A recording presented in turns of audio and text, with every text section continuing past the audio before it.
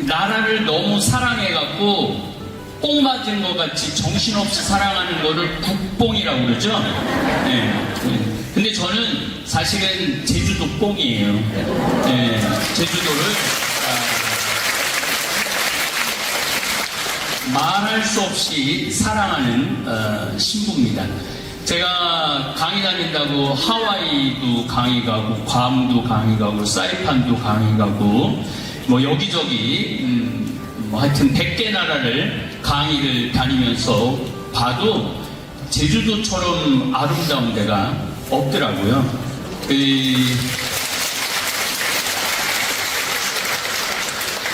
와이키키 해변에 있는 호놀룰루보다 제주도가 10배가 커요. 제주도가 굉장히 큰 섬이에요. 아시아에서는 세 번째로 큰 섬입니다. 대만, 하이난, 그러고 난 다음에 제주도가 세 번째로 큰 섬입니다.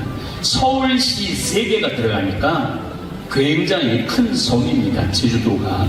그런데 제주도가 둘레가 258km인데 그 258km를 다 돌아다녀 봐도 똑같은 데가 한 군데도 없어요. 다 독특한 특별한 그러한 경치를 가지고 있는 것이 제주도라는 생각을 합니다. 그래서 제가 돌아다니다가 나도 제주도에다 집을 져야 되겠다. 그래서 공천포 거기다가 땅을 샀어요. 네, 땅을 사갖고 무려 100억이나 들여갖고 집을 7월 1일부터 짓기 시작할 겁니다. 예. 그런데 그 집은 무슨 돈을 벌으려고 짓는 집은 아니고 무료로 내어놓을 겁니다. 숙박을 무료로 내놓을 거예요. 그래서 한 달 살기 해보는 분들, 뭐 일주일 살기 해보는 분들, 특별히 이제 60 넘어서 70 된 분들 시간 많거든요. 돈은 없고. 그래서 그런 분들 와서 한 달이면 좀 경제적으로 좀 부담스럽잖아요. 그래서 그런 분들 제주도에 와서 숙박비 정도는 없는 걸로 아마 한 달 정도 지내면은 많은 분들이 더 제주도를 누리고 느낄 수 있지 않을까 그런 생각을 합니다. 사실은 우리가 이제 인생이 걸어도 100년, 누워도 100년이에요. 어떤 사람은 걸어 다니면서 100년을 살 거고 어떤 사람은 70부터 누워있는데 30년 동안 누워있는 사람도 있을 겁니다. 여기 계신 여러분들은 걸어서 100년 살고 싶어요? 누워서 100년 살고 싶어요? 그렇죠. 걸어서 100년 살아야 돼요. 그래서 운동도 하고 정신도 좀 차리고 그리고 살아야 되지 않을까 그런 생각을 합니다. 제가 오늘 사실은 제목은 걸어도 100년, 누워도 100년이지만은 이야기는 잠비아 이야기를 하려고 왔습니다. 자, 제가 잠비아를 2013년부터 다니기 시작을 했어요. 왜 2013년부터 잠비아를 다녔느냐면은 제가 한 2005년 정도 되니까 한국에는 신부가 더 필요 없더라고요. 왜냐하면 너무 잘 살아. 한국처럼 잘 사는 나라가 없어요. 한국처럼 벤츠가 많이 돌아다니는 나라가 없어요. 미국에 벤츠가 여러분들 많을 것 같아요? 찾아보기 힘들어요. 근데 한국은 아무데나 벤츠가 돌아다녀요. 이렇게 잘 사는 나라에 내가 굳이 있을 필요가 있을까? 그런 생각을 참 많이 했어요. 그래서 내가 필요한 데는 아프리카가 아닌가. 그래서 2005년부터 마음에서부터 아프리카로 가야 되겠다 마음이 일어나고 2013년에 아프리카로 떠나기 시작을 했습니다. 제 마음은 딱 두 군데에서 살고 싶어요. 제주도, 아프리카. 제주도 6개월, 아프리카 6개월 이렇게 살고 싶은데 계속 지금 아프리카에 가겠다고 주교님한테 청을 내고 있는데 안 된대요. 한국에서 강의해야 되기 때문에 한국에 있어야 된다고. 네, 아프리카 보도록 하겠습니다.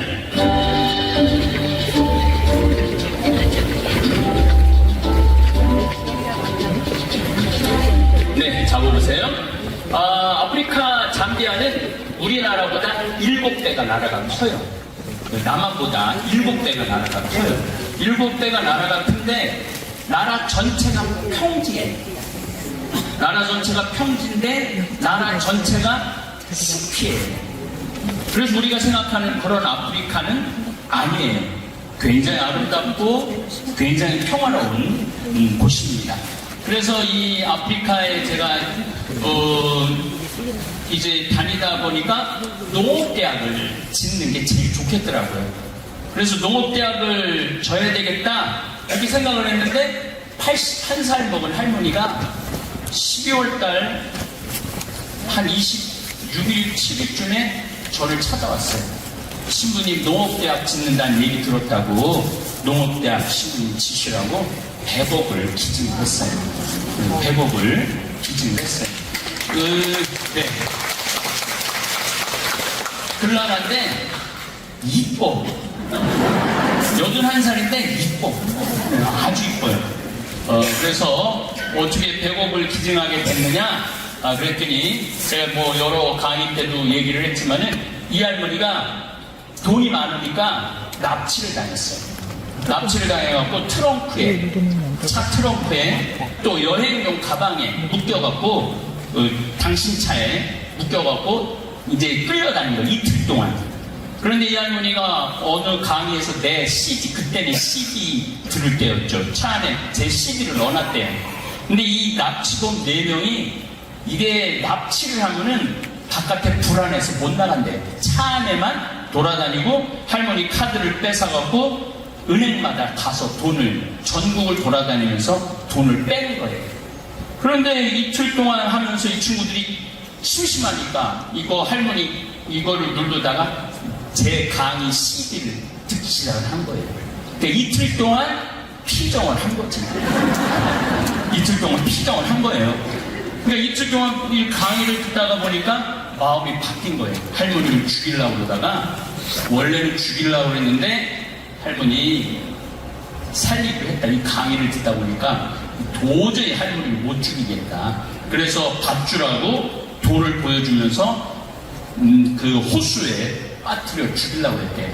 그래서 할머니 절대 말하지 말아라. 그리고 이 할머니가 1년을 외출을 못했대. 너무 무서워서. 그런데 그 할아버지가 당신은 시부님 때문에 살았다고. 당신은 시부님 때문에 살았다고. 할머니가 재산이 엄청 많은 할머니인데 당신 재산 다 써보지도 못하고 당신 죽을 건데 신부님 때문에 살았다. 신부님 위해서 뭘 해라. 그래갖고 할머니가 저한테 100억을 갖고 와서 농업대학을 지라고 기부를 하셨어요. 네.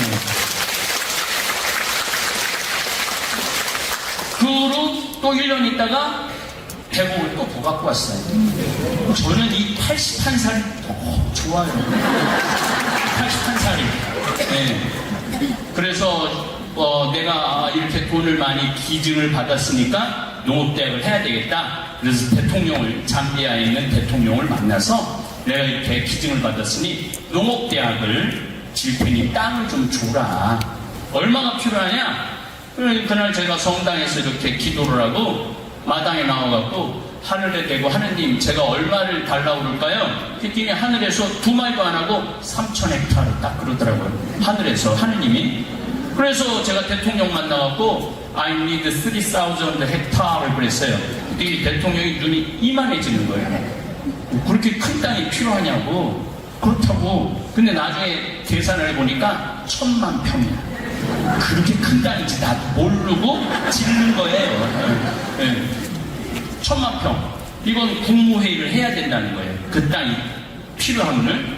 그래서 제가 국무회의 기다리겠다고. 그랬더니 제가 그때는 이제 미국 2달 순회 강연이 있어서 아프리카에서 유럽 암스테르담으로 비행기를 타고 다시 갈아타고 미국으로 가는데 암스테르담에 올라갔는데 수행님이 전화가 하루가 지났죠. 대통령 만난 지 하루가 지났는데 신부님 기적이 일어났다는 거예요. 그래서 무슨 기적이 일어났느냐? 그랬더니 대통령이 국토부 장관한테 전화해갖고 그것도 그 일반 토지를 줄 수는 없으니까 국립공원 땅을 드려라. 그래서 국립공원 땅을 여기 받은 거예요. 요 땅. 예, 그 화면입니다.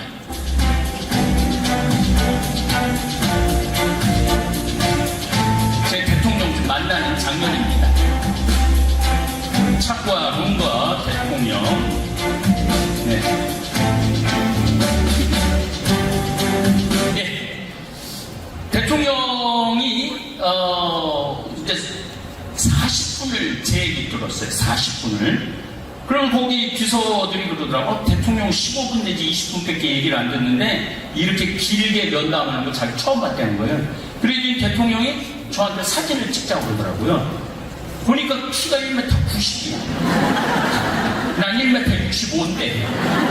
그래서 왜 이렇게 키가 크냐고. 그래갖고 제가 대통령한테 내가 뒤꿈치 들어도 되느냐고. My heel lift up. 영어도 쉬워요. My heel lift up. 그랬더니 그렇게 하라고. 그래서 이게 제가 뒤꿈치를 들고 찍은 사진이에요. 뒤꿈치. 대단한 사진이에요. 대단한 사진. 예. 그래서 이 땅을 받은 겁니다. 천마을, 여의도 12배만한 땅입니다. 여의도 12배만한 땅인데, 요게 이제 여의도만한 거를 처음으로 지금 개발 중에 있습니다. 그래서 성당 짓고, 수녀원, 신학교까지 짓고, 이제 농업대학, 이제, 질 계획입니다. 이게 받은 땅이에요. 이게 이 넓은 땅이 다 평지예요.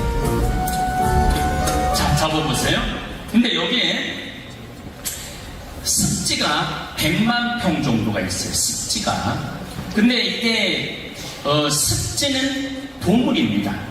왜 습지가 보물이냐 하면은 이 콩고에서 내려오는 나뭇잎 썩은 물들이 여기 와서 다 쌓여요.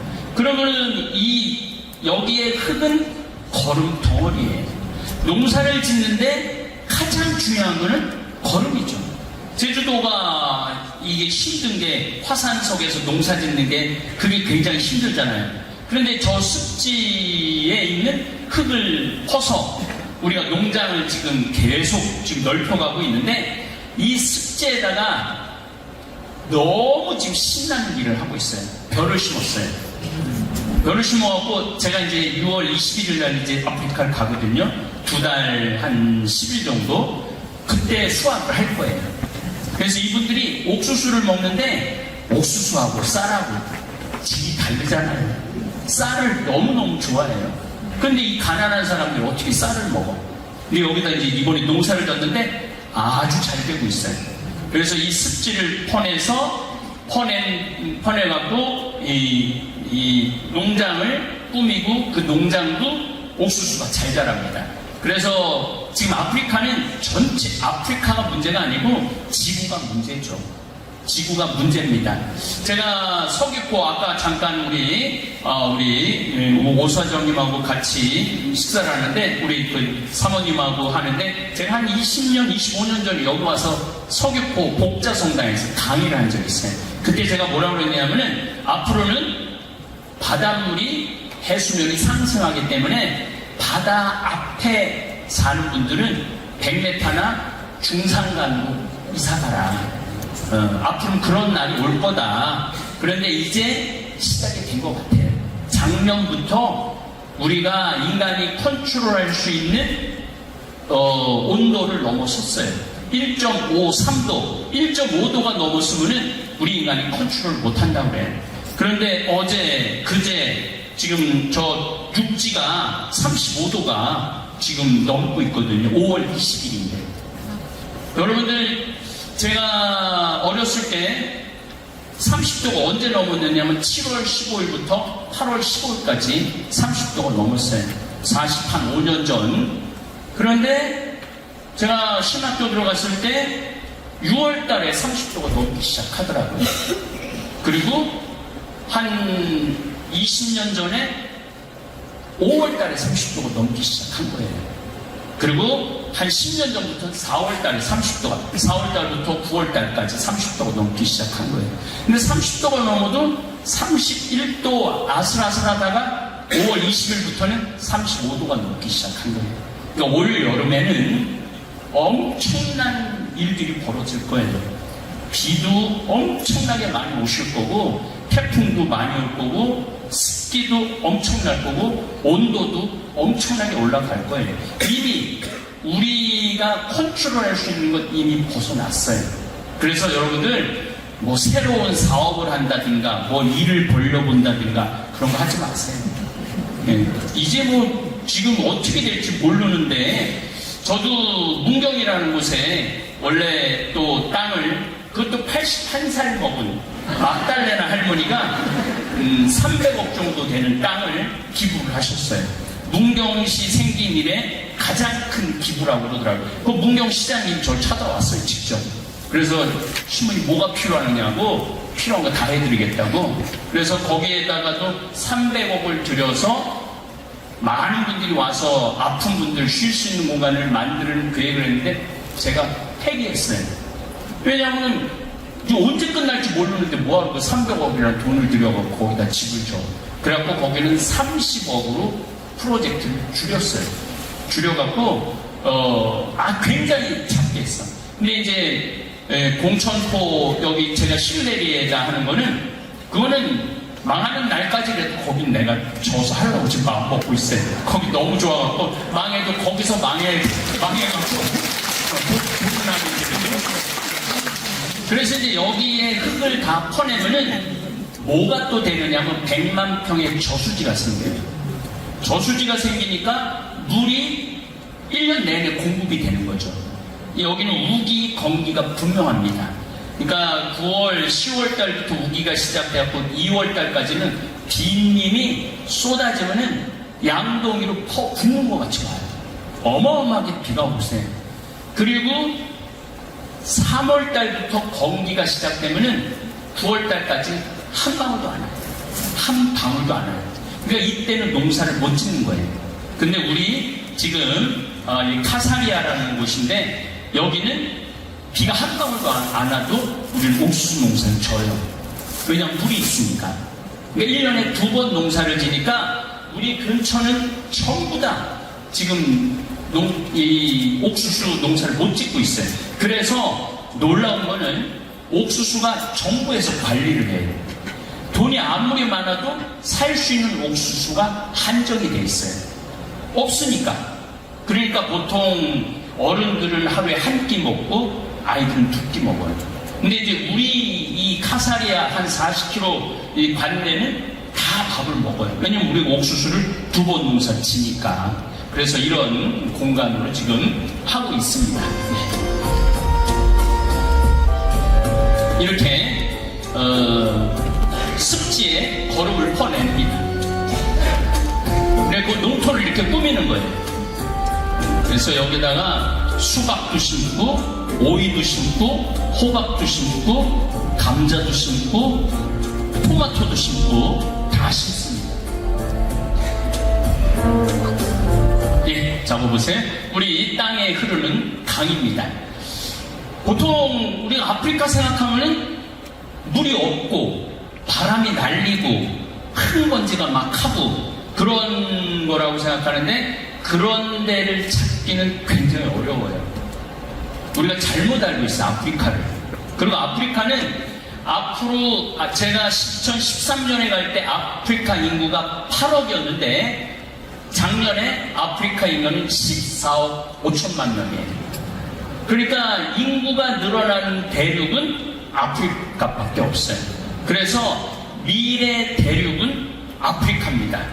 그 반기문 사무총장님이 8년을 유엔 사무총장을 하셨잖아요.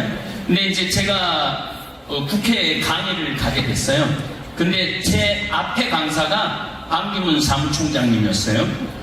강의를 하는데 당신이 저하고 똑같은 생각을 하더라고요. 어떤 생각을 하냐면은 앞으로 미래가 있는 대륙은 아프리카다. 그래서 당신은 8년 동안 유엔 사무총장을 하면서 단 한 해도 안 방문한 적이 없대요. 그렇게 아프리카가 앞으로는 중요한 대륙이 되는 거죠. 사실은 지금은 아프리카는 중국의 식민지라고 보시면 돼요. 아프리카 전체가. 눈에 보이지 않는 중국의 식민지라고 보시면 돼요. 어쨌거나 이 물이 굉장히 많이 흐릅니다. 굉장히 많이 흐르는데 안타까운 게 이분들은 이 물이 흘러도 이 물을 끌고 갈 수 있는 기술이 없어요. 돈도 없고 기술도 없고 우리 지금 전 세계에서 관계시설, 물 배급이 농토에 가장 잘하는 나라가 대한민국이에요. 저도 평창에서 농사를 짓고 있는데 정말 기가 막혀요. 지금 한 달 전부터 이 농토에 물이 공급되기 시작하는데 어디든 다 물을 다 공급해줘요. 강에서 물을 다 보를 대갖고 그 물 흐르는 양을 보면은 일반 사람들은 그런 걸 모르죠. 근데 농사를 짓는 제 입장에서는 그걸 보면 정말 눈물이 나요. 이 나라가 이렇게 발전할 수 있는 기적의 나라예요. 대한민국은 기적의 나라예요. 이렇게 짧은 시간에 이렇게 35,000, 이제 36,000달러인데 어마어마한 국민소득이 오른 나라는 세계에서 대한민국밖에 없어요. 제가 아프리카를 정말 수도 없이 다니는데 갈 때마다 국뽕, 대한민국처럼 훌륭한 나라는 없다. 대한민국처럼 위대한 나라는 없다. 제가 항상 그렇게 생각을 해요. 그거는 나가봐야 알아요. 나가봐야. 그것도 미국을 가도 유럽을 가도 뭐 아시아를 가도 남미를 가도 특히 제주도는요 이렇게 깨끗한 섬이 없어요. 이렇게 잘 돼 있는 섬이 없어요. 여러분들은 불만이 많을지 모르겠지만은 정말 아름다운 섬이고 깨끗하고 잘 정리되고 기가 막힌 섬이 이 제주도입니다. 어쨌거나 하여튼 이런 물들을 이렇게 많은데 옮겨올 수가 없는 거예요. 그리고 1000만 평이라는 이 넓은 땅에 이 물을 공급하려면 뭐가 필요하냐면 돈이 필요해요. 근데 돈이 없어. 돈은 있는데 대통령한테 지원을 해주거나 그 지역 장관한테 지원을 해줘도 저기까지 돈이 안 내려가요. 다 해먹어. 그러니까 도로를 원래 설계가 돼 있고 지원을 해줘도 결국 깔리는 건 1cm밖에 안 깔려요. 29cm는 다 해먹어. 그러니까 한여름이 지나고 두 번 여름이 지나고 나면 도로가 다 들고 일어나갖고 없어져요, 도로가. 그래서 제가 지금 다니고 있는 무프리라 운돌라 지역은 한 20년 전에는 한 3cm 깔려있는데 지금은 다 도로가 없어져갖고 도로에 풀이 나요. 이게 상상이 안 될 거예요. 도로에 풀이 난다는 게. 그러니까 차도 못 다니고. 그러니까 나라가 앞으로 가야 되는데 뒤로 가는 거예요. 우리나라처럼 이렇게 줄기차게 이렇게 앞으로 온 나라는 세계에서 없어요. 세계에서 놀라운 나라죠. 네.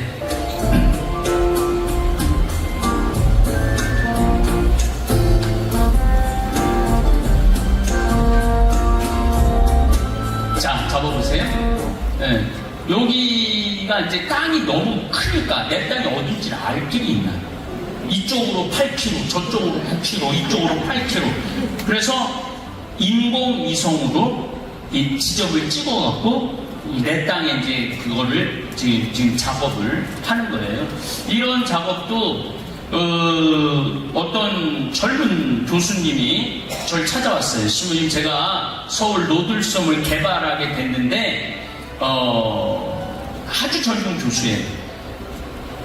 자기가 하려고 그랬더니 주변에서 너같이 경험 없고 너같이 젊은 교수는 네가 하면 망한다. 넌 결코 성공 못할 거다. 근데 이분이 아버님이 돌아가실 때 제 강의를 들으면서 웃으면서 돌아가셨대. 암으로 돌아가실 때. 여러분들도 죽을 때 어떻게 죽어야 돼? 웃으면서 죽어야 돼. 그리고 죽는 거 절대 무서워하지 말라고 제가 말씀드렸어요. 왜냐면 죽기 전까지는 절대 안 죽어요. 근데 뭘 그걸 무서워하고 두려워해. 죽기 전까지는 안 죽을 건데. 그리고 죽을 때는 편안하게. 사실 우리 어머니가 지난 4월 22일에 돌아가셨어요. 93살에 돌아가셨는데 슬프죠. 그런데 마지막까지 집에서 계시다 돌아가셨어요. 왜냐하면 어머니를 병원으로 모시자. 병원으로 모시면 5년 더 살 수 있죠. 10년도 더 살 수 있죠. 근데 그게 사는 걸까요? 그리고 여러분들 병원에 들어가면은 그때부터 매일 피를 빼요. 피를 빼고 검사를 하고 또 피를 빼고 검사를 하고 약을 먹이고 그거 영향이 안 되면 또 뭐 코로 집어넣고 목으로 집어넣고 그거는 사는 게 아니지. 그거는 사는 게 아니고 의사들 실험 도구가 되는 거예요. 그래서 나는 우리 어머니 그런 거 싫다. 형제들한테 이야기했어요. 그냥 집에서 모시자 끝까지. 형제들이 잘 따라줘갖고 마지막 3일 전에 제가 미국에 강의를 갔었는데 어머니가 저한테 전화를 신님 사랑한다고 그리고 돌아가셨어요. 그게 전 효도라고 생각을 해요. 그러니까 여러분들도 한 87 넘어가고 안 걸리면은 항암하지 마세요. 그냥 죽어. 그 뭐 항암을 해. 자, 오늘 이제 주제를 잠깐 말씀드립니다. 87에 난 억울해서 못 죽는다고 이렇게 억울해서 그래갖고 87에 2년 3년 항암해갖고 3년 해갖고 90에 살아나서 뭐 하려고? 90에 살아나서 뭐 하려고? 그 전에 70에 80에 맛있는 것도 먹으러 다니고 여행도 다니고 하고 싶은 도 하고 원도 없이 하다가 그냥 87에 암에 걸려서 죽는 게 제일 좋은 거예요. 사실은. 그리고 항암을 하기 시작하면 그때부터 고통이 시작되는 거예요. 항암을 안 하면 고통스럽지 않아요, 여러분들. 항암을 안 하면 한 3개월 정도 고통, 그때는 마약 맞으면 돼요. 3개월 동안. 마약 맞으면 돼요. 그냥 원도 한도 없이 3개월 동안 마약 맞고 그리고 세상을 떠나시는 게 좋지. 좋도 아니 자식들도 똑같아. 그럼 멀쩡할 때는 맛있는 것도 안 사드리고 여행도 안 모시고 다니다가 87살서부터 그때부터 효도한다고 병원에 모시고 요양원에 모시고 우리 어머니 아버지는 요양원 이런 데 간 적이 없어요. 아버님 87세에 돌아가셨고 어머니 93세에 돌아가셨는데 다 아버지는 3개월 정도 병원에서 고생하시고 어머니는 그냥 집에서 잠깐 들어왔다 갔다 하시지만은 집에서 위험하다고 병원에 가고 그 다음날 돌아가셨어요. 그렇게 죽는 게 제일 좋아요. 아멘. 그리고 나쁜 거는 치매 걸려 죽는 거예요. 정말로 치매 걸려 죽을래? 암에 걸려 죽을래? 그러면 여러분들 뭐에 걸려 죽고 싶어?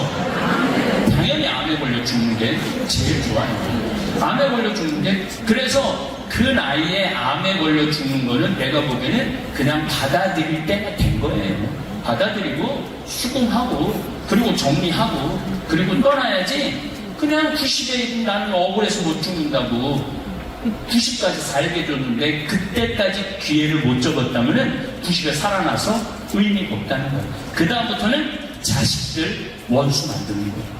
자식들 서로 원수 만드는 거예요. 네가 찾아왔느니 안 찾아왔느니 병원비를 네가 내느니 내가 내느니 뭐 재산을 어떻게 받느니 어쩌고 저쩌고 이제 어머니 이제 돌아가셔서 집이 있는데 형제들이 이거를 팔 거냐 말 거냐 팔지 마. 우리 추억이 깃든 집이야. 팔아서 니네도 다 집 있는데 뭐하러 이걸 팔어? 리모델링에서 세 주지 마. 그냥 어머니 아버지 추억을 그대로 간직해. 그렇게 하기로 했어요. 그래갖고 조그만 집인데 그걸 팔아서 네가 더 갔느니 내가 더 갔느니 그것도 웃기다고 저는 생각을 해요. 그래서 이제 그동안 어머니 아버지 사진들 이런 것들 싹 정리해갖고 거기다 놓고 한 달에 한 번 집에서 거기서 모임 갖고 그렇게 하기로 우리가 했어요. 그래서 이렇게 죽음을 정리하는 거는 참 중요한 것 같아요. 그런데 동창 신부가 그런 얘기를 하더라고요. 자기는 그냥 75세 암에 걸려서 팍 죽었으면 좋겠대요. 75세 암에 걸려서 팍 죽었으면 좋겠대요. 처음에는 저런 얘기를 하나 그랬는데 그 신부 말이 맞는 것 같아요. 우리 신부도 혼자서 막 80, 90에 막 선망증 와갖고 막 마누라 어디 갔느냐고 그러고 막 이러고 그러면은 그런 경우가 있어요. 실질적으로. 그럼 뭐 그렇게 사는 것보다는 그냥 팍 죽는 게 낫지. 그리고 진짜 좋은 거는 돌아다니다가 지쳐서 죽을 때는 돌아다니다 누가 이렇게 지쳐서 죽었어요? 프란치스코 교황님이 지쳐서 돌아가셨잖아요. 돌아가시는 날까지 사람 만나고 축복해주고 그리고 그냥 저녁에 돌아가셨잖아요. 충분히 그럴 수 있어요. 근데 미리 방에 나앉거나 뒷방에 나앉기 시작하면은 그때부터는 자신도 지옥에서 살고 자식들도 지옥에서 살고 그래요. 그래서 이제 제가 이 잠비아를 보여드리는 이유가 있어요. 왜 잠비아를 보여드리냐면은 잠비아 가고 봉사활동하고 하다 와. 이번에 최고 나이 많은 사람이 몇 살이 가는데 83살이 가. 83살이 가는데 거기서 고전무용, 전통무용 한다고 지금 춤 선생님한테 춤 배우고 있어요. 거기 가서 공연한다고. 83살이. 얼마나 좋아. 멋있잖아요. 아, 난 무서워. 난 거기 말라리아 없어요. 우리가 안 가봐서 잘 모르는데. 어쨌거나 이 교수님이 아버지가 그렇게 돌아가시는 걸 보고 아, 저 신부님을 만나면은 내가 길을 찾겠다. 노들섬이라는 걸 개발 총책임자가 됐는데 그래서 와서 얘기를 들어보고 제가 가보니까 노들섬 되겠더라고요. 63빌딩 앞에 있는 섬이에요. 그 개발을 40년 만에 하기 시작한 거예요. 근데 가만히 들어보니까 전공이 도시공학부 교수야. 너는 그게 중요한 게 아니라 너 더 큰 게 필요하다. 그 4만 평이 중요한 게 아니라 잠비아에 1000만 평 내가 개발하는데 어떻게 개발할지 모르겠다. 그랬더니 젊은 교수가 신부님 제가 두바이 신도시를 설계를 했어요 그러더라고요. 그러니까 하느님이 참 그래서 제가 기도를 잘 안 해요. 농업대학을 지어볼까? 해보기 딱 오잖아요. 여기 도시를 개발해볼까? 그러니까 저런 교수가 오고 하느님이 딱딱 보내줘요. 그래서 신앙심이 그냥 생겨. 원래 없는데 살다가 보면 막 생겨 신앙심이. 예. 그래서 이 교수가 도와줘갖고 이 교수가 젊은 교수가 도와줘갖고 이렇게. 자, 이분은 여기 알리 반달이라는 주교님이 제가 이제 농업대학을 이제 짓는다고 그리고 이제 잠비아 신부 똑똑한 신부를 4명을 서울대학에다가 제가 입학을 시켜서 하나는 박사학위 땄어요. 벌써 7년 공부해갖고 제가 또 서울대학 아주 싫어하는 서울대학에 진짜 싫어하는 서울대학에 제가 강의를 나갔어요. 그래서 이제 그 농업대학에 강의를 나갔는데 그 교수님들이 뭘 좀 신부님 도와드릴 거 없느냐? 아, 도와줘야 된다. 내가 잠비아 농업대학을 짓는데 박사를 좀 만들어줘라. 그래서 박사를 이제 만들어주는데 이 주교님이 찾아와갖고 농업대학도 중요하지만은 말씀의 양식이 더 중요하다. 육신의 양식도 중요하지만 아프리카는. 그러더니 신학교를 줘달라는 거예요. 신학교를. 잠비아는 인구가 1800만 명인데 가톨릭 신자가 650만 명이에요. 650만 명.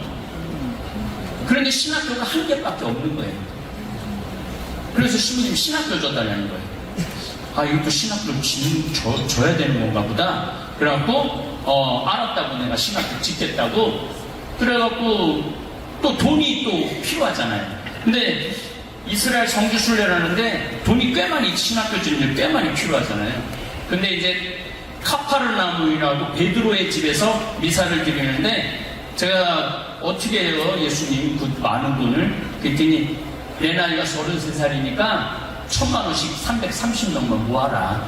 그래갖고 제가 얘기를 했어요. 1000만원씩 330만원만 330명만 좀 도와줘라. 근데 놀랍게도 2달인가 3달 만에 그게 다 들어왔어요.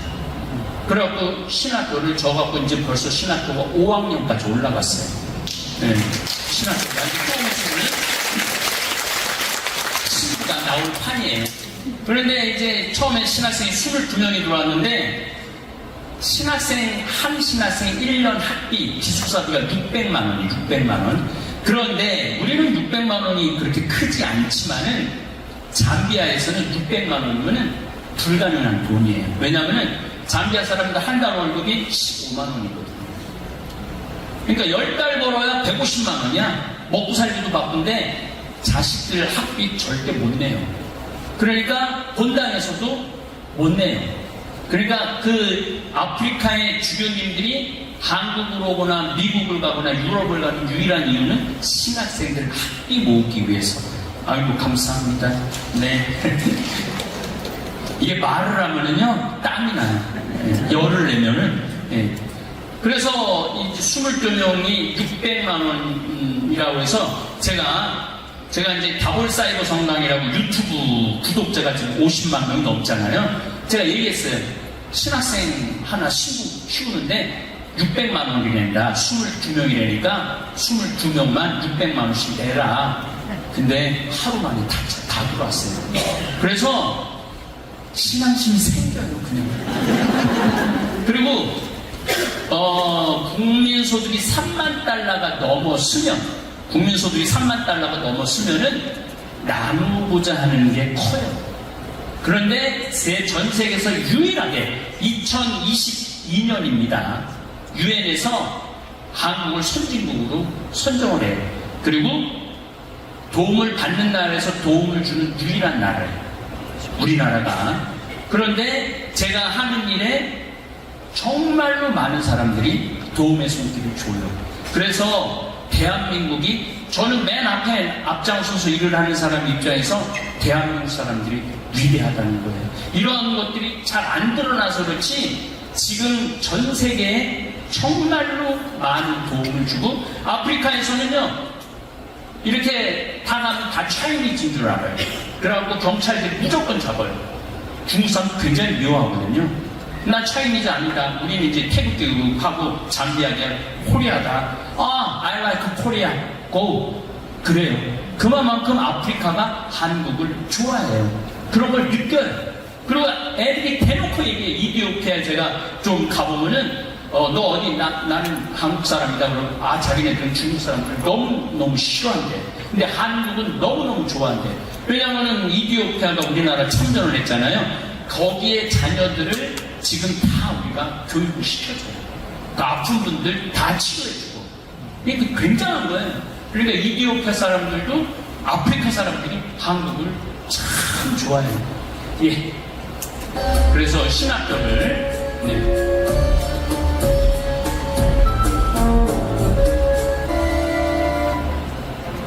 신학교 이제 짓기 시작하는 거예요. 이렇게 평지에 잡아보세요. 이게 다 평지에 끝도 없는 평지. 그래서 여기 일몰이 기가 막혀요. 너무 아름다워요. 가서 보면은 정말로 원시적인 일출과 일몰을 볼 수 있습니다. 예. 이제 신학교 짓기 시작한 겁니다. 강의실, 식당, 강의실, 도서실, 교수실, 예.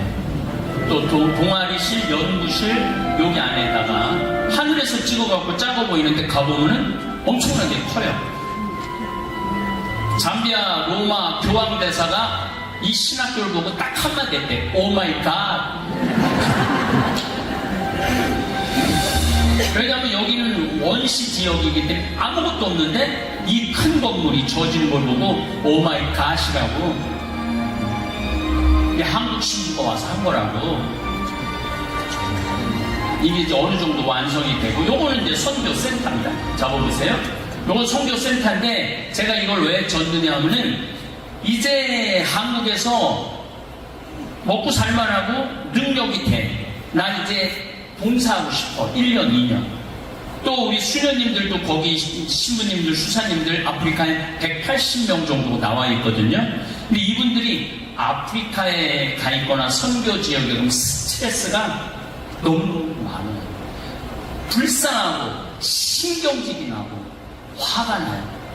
아프리카에서. 왜냐면 부정부패가 너무너무 심해요. 저 대통령부터 말단까지 부정부패. 그리고 우리가 가서 도와줘도 아무 상관 안 해요. 그냥 우리가 가면 돈덩어리로 보여요. 그냥 돈을 달라고 그래요. 무조건 돈을 달라고 그래요. 그러니까 이러한 것들을 보면은 스트레스가 너무 많아요. 5년, 10년 있으면은 미쳐요. 그리고 사람들을 때린다고 그러잖아요. 아프리카 사람들 때리게 돼요. 정말로 때리게 돼요. 그만 그만큼 도둑질도 자기네들을 위해서 가 있는데도 그 의료용품 훔쳐가고 기름 훔쳐가고 그런 일들이 매일매일 벌어져요. 매일매일. 그러니까 이게 보통 힘든 일이 아니에요. 그래서 이제 그런 분들이 어디 가서 좀 쉬고 싶은데 쉴 데가 없어, 수녀님들이. 여기 오고 싶어 하는 거예요. 여기는 이제 김치도 있고 뭐 먹을 것도 있고 너무너무 편안하니까. 그래서 그런 선교사들을 쉬는 공간, 또 성교하고 싶어하는 분들, 또 나는 기술이 있어, 전기 기술도 있고 배관 기술도 있어, 이런 분들 와서 쉬시고 일하라고 줘놨습니다. 예.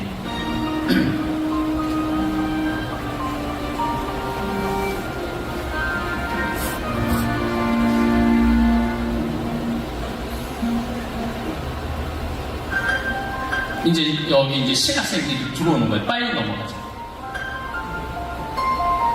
주교님, 여기 주교님 대주교가 또 됐어요. 여기 도서관 브라이언 신부 총장입니다. 미국에서 공부를 해갖고 다 유학을 보내요. 다. 그래서 예, 요 신학생들이 이제 차기식하는 신학생들. 요거 잡아보세요. 요거는 이제 간호대학이에요. 간호대학인데, 제가 그 땀부라는 정글에 가보니까 병원이 있어요. 정글에. 정글한 가운데 왜 병원이 있냐? 그랬더니 수혜님들이 와서 보니까 여기 정글에서 몸이 아파갖고 병원으로 나가는데 3일이 걸려요. 나가다가 다 죽는 거야. 그러니까 잠자리에서 아프면 그냥 죽어요. 그리고 애들도 그냥 죽어. 그리고 말라리아를 걸려도 우리 직원들도 멀쩡하게 하다가 안 보여. 왜 걔 안 보이냐? 죽었다는 거예요. 이게 좀 여러분들 좀 감이 잘 안 오는데 너무너무 열악해요.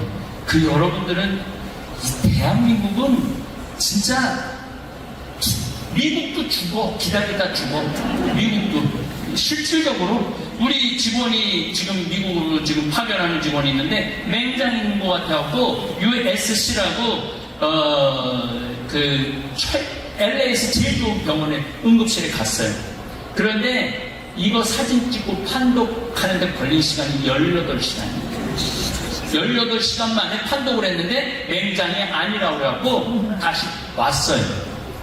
그러니까 미국은 우리나라는 1시간이 그냥 쫙 끝나고 수술 쫙 하고 다 하잖아요. 그런데 그 18시간도 한 것도 없는데 치료비가 얼마가 나오느냐? 1,000만 원이 나왔어요. 1,000만 원. 기가 막히죠? 미국은 심장 수술을 제대로 한 번 하면은요 5억이 나와요. 5억이. 여러분들은 진짜 정말 행복한 나라에서 사는 거예요. 그런데도 보면 뭐가 이렇게 불만이 많아. 오임은 욕이야. 오임은 어떻게 되고 욕을 하는지 몰라도 얼마나 이 나라가 시드니라고 우리 직원 중에 하나가 이 심장이 부어있는 애가 있어요. 40살인데 참 괜찮은 아이예요. 근데 작년에 제가 갔는데 얼굴 보고 숨 쉬는 거 보니까 죽을 것 같더라고. 여기 놔두면. 그래서 빨리 한국에 데리고 들어와라. 그래갖고 막 정말로 서류를 해갖고 한 2달인가 3달 만에 서류를 해서 한국에 데리고 들어왔어요. 근데 이제 제가 이제 수술을 빨리 심장 수술을 해줘야 되니까 제가 아는 분한테 아니 저 심장 수술을 해줘야 되는데 의사를 빨리 좀 소개 좀 해줘라. 그랬더니 세종병원이라는 데를 소개해주더라고. 처음 들어보는 병원이야. 삼성병원이야, 아산병원이 무슨 세종병원이냐. 인천에 있는 세종병원을 보니까 전 세계에서 심장 수술을 가장 잘하는 병원이야. 무료로 1,600명을 어린이 수술을 해줬어. 무료로. 기가 막히더라고요. 그 이제 병원에 이제 제가 이제 간다 그러니까 병원에서 저를 알더라고요. 그 과장 선생님을 보니까 저를 보더니 신부님 저 신부님 팬이라고. 그래서 아프리카에 데리고 왔으니까 그리고 신부님 저 사실은 청국장 사먹는다고. 신부님 청국장 사먹는다고 평창에. 그 심장 전문의 과장이 그러더니 딱 청진기를 내더니 이거 이대로 놔두면 안 될 것 같다고. 그 기가 막히더라고요. 그 의술이 그냥 청중기만 되더니. 그러더니 바로 CT, MRI 찍는데 퇴근 시간이 됐어요. 퇴근 시간이 됐는데도 퇴근은 무슨 퇴근이냐. 지금 이 급한 환자가 있는데 금요일 날 진료를 했는데 월요일 날 의사, 그것도 우리나라에서 수술 심장 가장 잘하는 의사 찾아갖고 딱 의사 뭐 마취 뭐 의사가 5인가 6이 필요하대요. 수술하는데 3일 만에 그 애를 살려낸 거야. 심장 가로 껴갖고. 이거는 세계에서도 없는 일이야.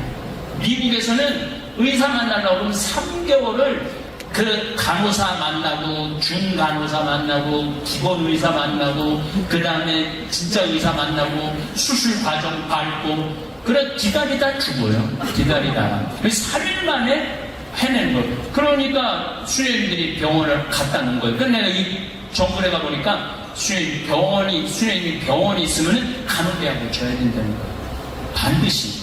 그래서 또 어떻게 해? 이것도 줘야 되는 건가 보다. 그래서 얼마면 되냐 그랬더니 5억이면 된다는 거예요.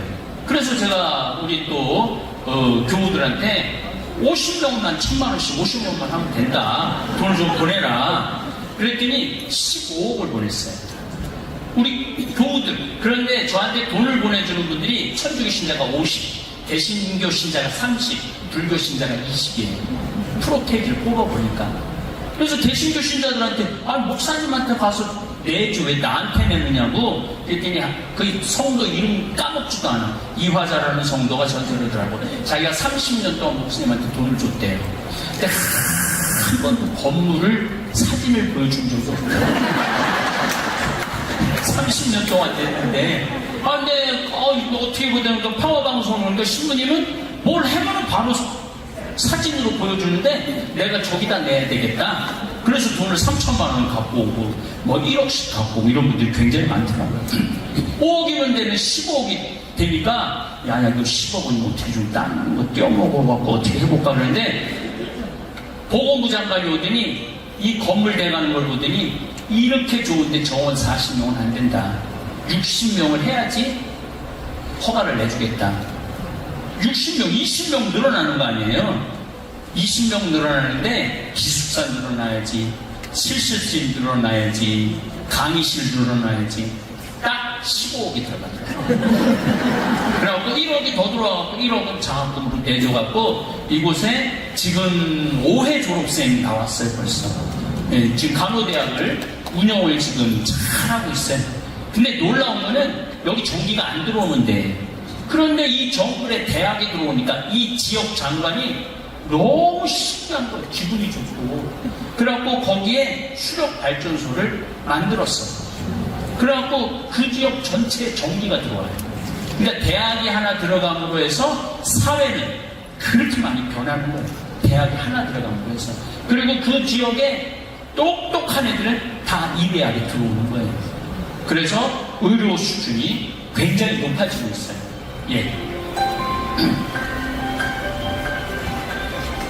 네, 이제 우리 수녀님들, 학생들, 교수들이에요. 이분들은 학생들이에요.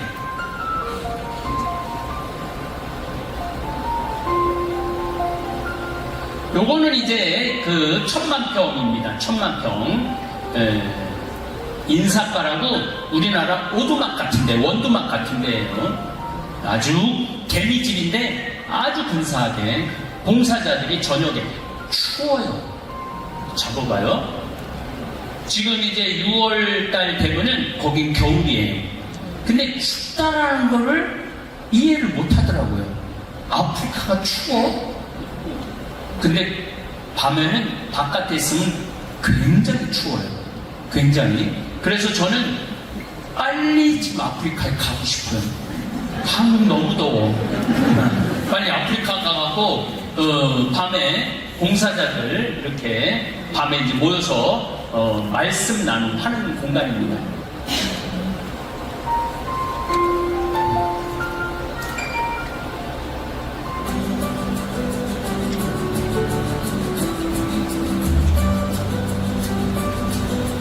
이제 아이들 성당인데 흙으로 성당, 공소, 이 대나무하고 하고 이게 붓이라고 풀로 이게 다 무너져 가고 있더라고요. 여기 제가 같이 춤춘 거예요. 네, 잡아보세요. 이 하느님 아버지 집이 다 무너져 가는데 제가 마음이 너무너무 불편하더라고요. 그래서 이 하느님 아버지 집을 져야 되겠다. 그래서 여기에다가 이렇게 집을 져서 봉헌을 했습니다. 빨리 넘기고 여기 지역민들이 다 와요. 이렇게 이제 1000명까지 들어가요.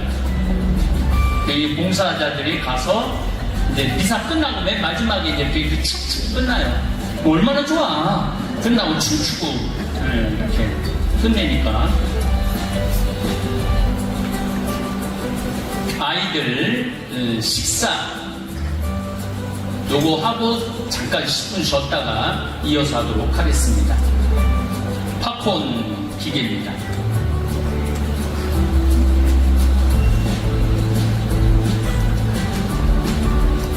빨리 넘겨. 네, 잡아보세요. 제가 왜 이제 저기 와서 아이들을 한 달을 밥을 먹여주느냐면은 얘네들이 못 먹으니까 바짝 말라요. 바짝 말랐는데 말라리아가 걸리면 이때 얘네들 밥 죽어요. 살이 좀 있어야지 약도 먹고 주사도 맞는데 살찔 시간이 없잖아요. 뭘 먹어야지 살이 찌지. 그래서 안 되겠다. 얘네들을 한 달은 좀 제대로 먹여야 되겠다. 그래서 400명한테 한 달 동안 먹여줘요. 매일 아주 맛있는 걸로. 근데 첫째 날, 둘째 날은 잘 먹어요. 셋째 날부터 애들이 안 먹는 거야. 왜 안 먹나 했더니 싸갖고 가요. 네. 집에 엄마, 자기 동생들 자기만 먹으니까 너무너무 미안한 거야. 그래서 우리가 회의를 했어요. 거기 이제 담당하는 신부님이 저렇게 안 먹으면 의미가 없지 않느냐. 그래서 쟤네들이 싸갈 걸 미리 주자. 그래갖고 이만큼 미리 줘요. 그 밥을 주면서 미리 주니까 애들이 그때부터 먹기 시작하는 거예요. 그 인간의 사랑 가족에는 못 살았을 때가 내가 보니까 더한 것 같아. 그래서 올해는 2달을 먹여요. 2달을. 봉사자들이 4차에 걸쳐서 240명이 가요. 매일 400명, 소세지, 토마토, 계란, 저기 샌드위치 이런 거를 매일매일 해서 줘요. 그러니까 아이들이 너무너무 잘 먹어요. 그래서 10분 쉬었다가 요 장면, 여기 감동적인 장면 보도록 하겠습니다. 화장실 갔다 오시죠.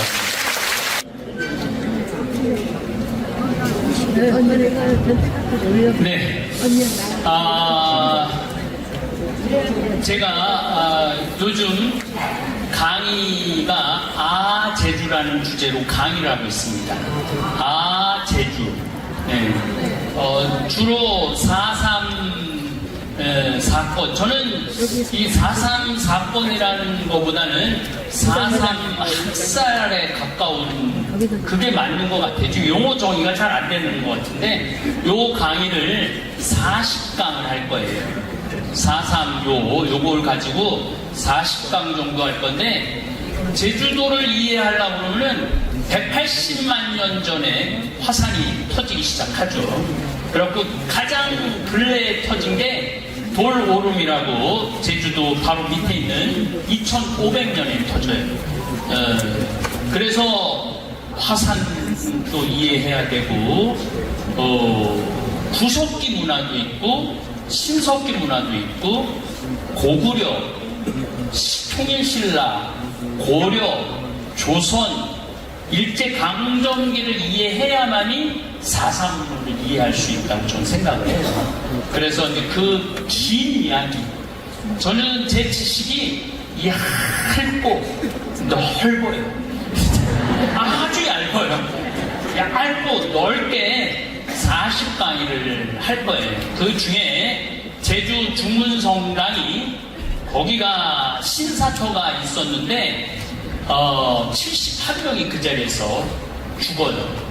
4.3 때 71명이 지금 제주 중문성당 터에서 죽습니다. 아이들이 10살 이하 아이들이 10명인가 11명이 죽어요. 그리고 어른들도 죽고 중문이 굉장히 중요한 자리입니다. 왜냐하면 1947년 3월 1일 날 한 아이가 죽고 6명이 죽고 난 다음에 처음으로 파업을 주도한 데가 중문이에요. 그래서 중문 경찰서 경찰 6명이 사직을 해요. 사직을 하고 우리는 더 이상 이런 정부에 헌병을 할 수 없다. 그러면서 중문이 아주 학살의 장소가 되죠. 거기 강정마을 이렇게 다 해서. 그래서 이번에 고병수 신부님, 본당 신부님이 오셔서 여기가 중문 희생자를 위한 기념의 성당이다. 그래서 이 중문 성당을 조금 더 기억의 공간, 화해의 공간, 평화의 공간으로 다시 좀 꾸미고 싶다고 그러시더라고요. 아까 제가 얘기했지만 전 제주도 국뽕이 아니라 제주도 뽕이에요. 왜냐하면 요것도 이제 한 4년 전 제주 중문성당에서 미사를 봉하는데 양영수 신부님이 저녁에 나오는데 막 여기를 굴고 나오시더라고요. 그래서 왜 그러느냐 그랬더니 찜이한테 물렸다고. 그래서 집을 가보니까 여기가 습하잖아요. 그러니까 지네가 많은 것 같더라고요. 그래서 집에 가보니까 반지하 같은 데서 공기도 안 통하는 데서 사시더라고요. 그리고 또 화장실 가보니까 화장실도 막 유리도 깨져 있고 막 더럽고 막 그리고 그냥 집에 갔는데 한 일주일 지나고 났는데 누워있는데 하늘에서 벼락 같은 소리가 들리더라고요. 이 선배 신부가 저런 데서 사는데 너는 이 좋은 데서 잠이 오느냐고 하늘에서. 그래갖고 안 되겠다. 그래갖고 양신부한테 가갖고 내가 사정안을 져드리겠다고, 그리고 화장실도 져드리겠다고. 그래갖고 사정안하고 화장실을 8억 정도 들여서 누가 시킨 것도 아닌데 제가 그냥 해드렸어요. 그러고 나니까 내가 기분이 너무 좋더라고요. 근데 이번에 신부님이 오셔서 다시 4.3 거기를 화해와 평화의 공간으로, 저는 기억의 공간, 추모의 공간을 생각을 하고 있었는데 신부님이 하신다고 그러는데, 사실은 그 중문성당은 교우가 조금이잖아요. 한 300명 주일날 오는 분들이. 근데 프로젝트는 한 80억 정도 하신다고 그러더라고요. 그래서 저도 좀 도와야 되겠다. 그래서 그럼 내가 한 30억 정도 하겠다고. 30억 정도 하는데 제가 할 수 있는 거는 청국장을 만들어 팔잖아요. 그래서 청국장에 제주도가 많이 나가요. 그래서 이제 더 이상은 제주도로 평창에서는 안 보내겠다. 대신 제주 교구로 20억 원어치를 봉헌하겠다.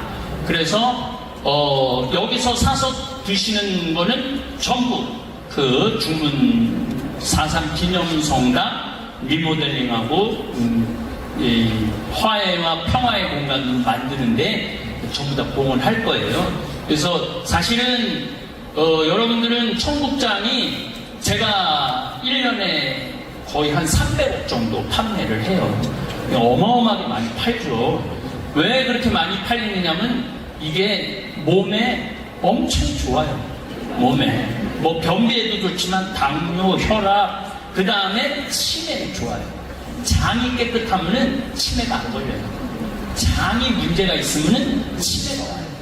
그래서 많은 분들이 사서 드시고, 효과는 말할 수 없는 분들이 왜 그렇게 많이 팔리겠어요? 좋으니까. 미국으로도 많이 수출하고, 미국도 수출하는 거는 전 안 들여옵니다. 미국에서 돈 안 들여와요. 미국에 쓰게 합니다. 그래서 보통 저 같은 큰 기업을 운영하는 사람들은 14% 정도는 사회에 환원해야 된대요. 그래 저는 중문에 환원하려고 마음에 먹고, 그렇게, 그러니까 여러분들, 여기 복자성당에 청국장이 있어요.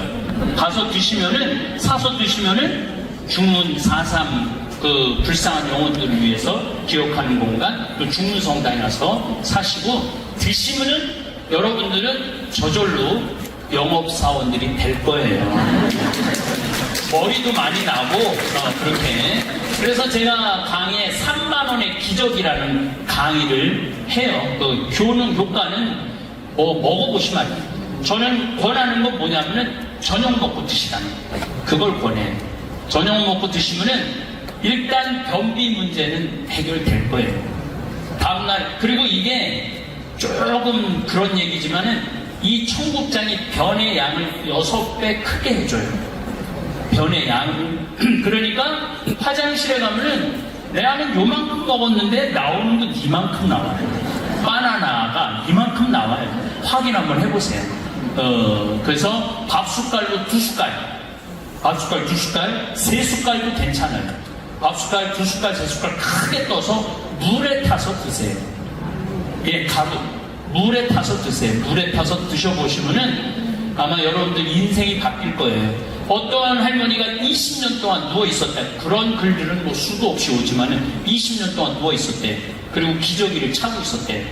계속 설사를 하고 그러니까 청국장 가루를 먹고 기저귀를 벗고 지금은 걸어 다니신대. 저한테 편지가 왔어요. 이런 기적이 어디 있느냐고. 괜히 비싼 거 사서 이상한 거 드시지 마시고 정말로 좋은 청국장 가루 3만원밖에 안 해요. 3만원. 네. 한 달이면은 저는 1개 반 정도 먹어요. 청국장 1개 반 정도 먹는데 정말 하여튼 이 전 국민한테 다 먹이고 싶은데 물량이 못 따라가요. 그래서 어떨 땐 한 달 기다리기도 해요. 너무 주문이 많이 밀려갖고. 근데 이번에 이제 공장을 하나 더 세웠어요. 그래서 제주도에 보내줄 수 있어갖고 어제 1,500개 일단 보냈어요. 그래서 팔리는 대로 계속 보내드릴 거예요. 여기 제주도에. 아까 제가 제주 정말 뽕이라고 그랬는데 말로 뽕이 아니라 내 삶 전체가 제주도를 앞으로 이제 여러 가지 제가 제주도 프로그램을 많이 갖고 있는데 명예 시민증도 아까 시장님이 주려고 그러더라고요. 그래서 명예 시민증도 받았으면 좋겠고 저는 평창 홍보대사예요. 평창 홍보대사인데 서울시에서 홍보대사 해달라고 그랬는데 제가 거절했어요.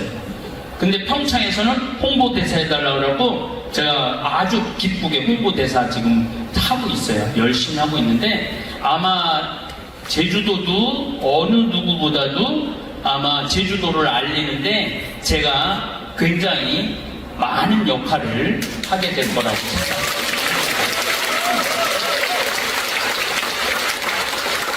제주도는 하느님이 대한민국에 준 선물이에요. 왜냐하면 제주도는 한반도 밑에도 있지만은 중국, 산동반도, 상하이 이렇게 가면 상하이에요. 이쪽으로 하면 오사카고 그 정가운데 있어. 정가운데. 정말 기가 막히게 좋은 위치를 갖고 있는 데가 제주도예요. 그래서 제주도는 아예 삼국시대 이전부터 이미 중국 사람들, 일본 사람들 제주도에 태풍이 오면은 여기로 다 피하러 왔어요. 그래서 놀랍게도 고구려 시대 때 당나라 제품, 그 토기들이 제주도에 많이 발견이 돼요. 그래서 제주도가 굉장히 중요한 장소예요. 그러니까 역사적으로, 뭐 인문학적으로 많은 그러한 장소가 제주도입니다. 그래서 제주도가 빛이 아주 날 수 있는 그런 섬으로 할 수 있도록 저도 어차피 저기 어디야 실내리에 공천포 네, 거기에 이제 저도 이제 집을 이제 거기다 이제 꾸미고 살 거니까 벌써 여기 양영수 신부님도 거기 온다고 그러고 원주교구 신부님들도 거기 온다고 우리 수원교구 신부님들도 거기 온다고 신부님들이 엄청 온다고 지금 손들고 있는 신부님들이 많아요. 예, 그래서 그 공간이 정말로 나눔의 공간 그런 공간이 될 수 있도록 지금 꾸밀 겁니다. 네. 네, 아이들이 피자도 해줘요.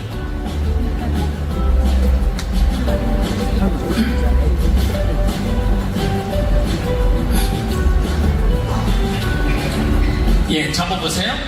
우리가 아프리카 애들 뭐 먹을까 하면 막 달겨들고 막 무질서한 것 같잖아요. 근데 그렇지 않아요. 저렇게 환경이 좋으면은 아이들이 줄도 잘 쓰고 예의도 바르고 환경이 좋으면은 사람은 좋아지게 돼 있어요. 그래서 뭐 아프리카 사람들 뭐 거칠다 뭐 그거는 가지고 있는 사람들의 행포예요. 저런 좋은 환경을 만들어주면 애들이 아주 좋아요. 예. 네, 따봉이라고. 영화도, 라바도 보여주고, 네. 잡아보세요. 이제 얘네들 아침 조회하는 거예요. 이 직원들입니다. 예, 직원들인데, 제가 이제 아침 조회를 이제 가면은 이제 가끔 해요. 여기 중요한 데다. 여러분들 훌륭한 분들이다. 그런데 내가 하는데 팔짱을 끼고 건방지게 듣잖아요.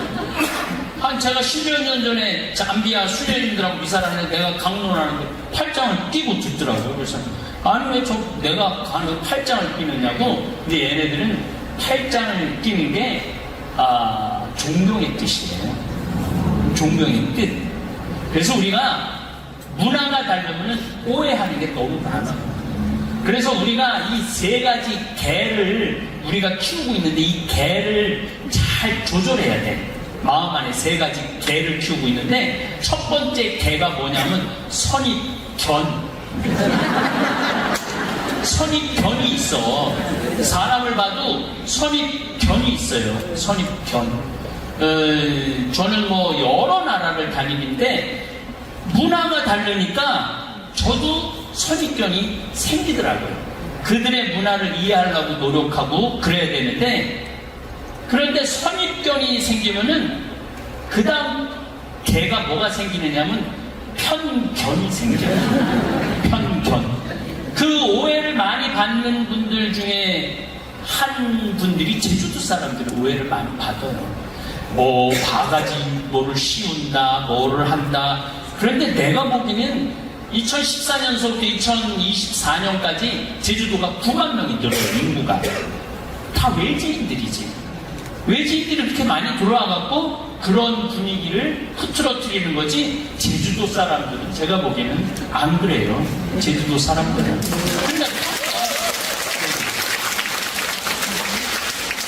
근데 이러면 선입견이 있고 편견이 있으면 그 다음에 못 볼 개가 또 하나 있어요. 그게 뭐냐면 참견이야. 참견은 상관도 없는데 뭘 그렇게 참견을 해. 네. 그 참견 말대로 그 다음에 진짜 개가 꼴불견이야. 참견까지 하는 사람들. 그래서 이런 개들을 여러분들 마음 안에는 선입견도 없고 편견도 없고 참견도 없고 꼴불견도 없고, 그러려면 뭐를 해야 되냐면 공부를 해야 돼요. 공부를 해야 돼요. 그래서 치매 안 걸리려고 해도 공부를 해야 돼요. 공부를 하려고 하면 내 강의를 잘못해. 내 강의는 얇고 그래서 제 유튜브에 제 강의가 몇 개가 올라가 있냐면 6,200개가 올라가 있어요. 6,200개. 어마어마하게 많이 올려놨어요. 그래서 별 얘기를 다 해놨어요. 별 얘기를. 그러니까 6,200개를 들으면은 선입견, 편견, 참견, 꼴불견이 없을 거예요. 특별히 제가 제주라는 강의를 하는 거는 4.3뿐만 아니에요. 왜 여기 귤이 있고, 왜 말이 있고, 왜 유채꽃이 있고, 그 다음에 왜 368개의 오름이 있고, 이런 얘기도 제주에 관련된 수많은, 왜 정뜨르 비행장이 있고 알뜨르 비행장이 있고, 왜 김대원 신부님이 왜 제주도로 올 수밖에 없고, 상하이에서 가자, 저쪽이 조선이니까 그냥 쭉 온 거야. 거기가 저기 서쪽인 줄 알았더니 와서 보니까 왜 왔을까? 어디서 왔을까? 이러니까 이게 뭐야? 김태건 신부님이 또 와보니까 제주도인 거예요. 그래서 신부님이 상하이하고 보니까 일직선. 그냥 일직선으로 온 거야. 그래서 용수 표창집으로 오신 거예요. 그래서 우리 천주교하고도 인연이 많아요. 그리고 우리나라 교구가 14개 교구가 있는데 그 지역 인구수 신자 비율이 10% 11%인데 제일 높은 데거든요. 제주도예요. 제주도가 12%예요.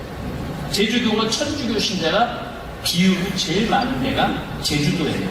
그래서 여기가 아주 제주도가 재미난 데예요. 나무들도 예쁜 나무들도 많고 꽃들도 예쁜 꽃들도 많고 제주도는 고라니는 없어요. 한 마리도. 제주도는 사슴만 있어요. 노루, 죄송합니다. 노루하고 사슴. 그래서 얘네들이 이게 존경의 뜻이에요. 존경의 뜻.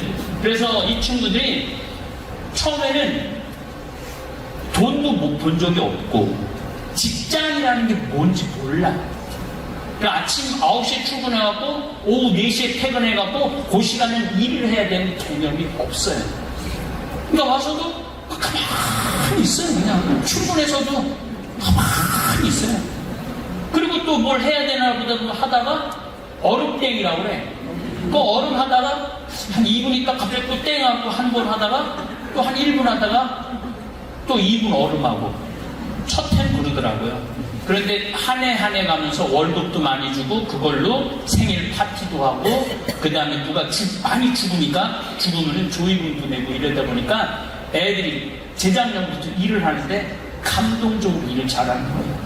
그러니까 여기 농산물들이 엄청나게 쏟아져 나오는 거예요. 피망하며. 그래서 이제는 중국 마켓에다가 우리가 물건을 팔아요. 신나는 거죠.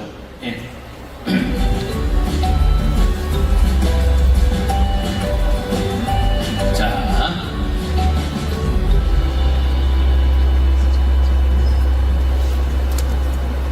빨리 이게 이제 옥수수입니다.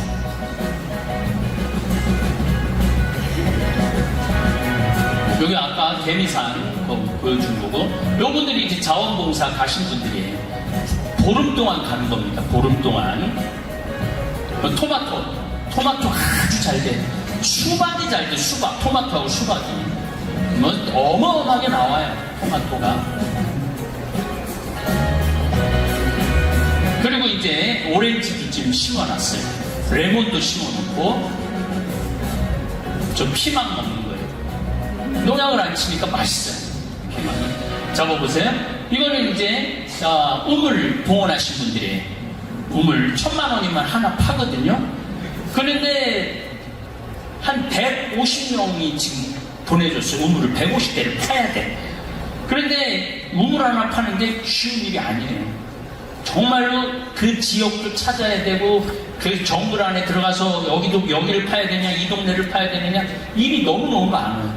그런데 그만 보내라고 그래도 보내는 거예요. 이 81살 할머니들이 그만 보내라고, 나 힘들다고 그만 보내라고.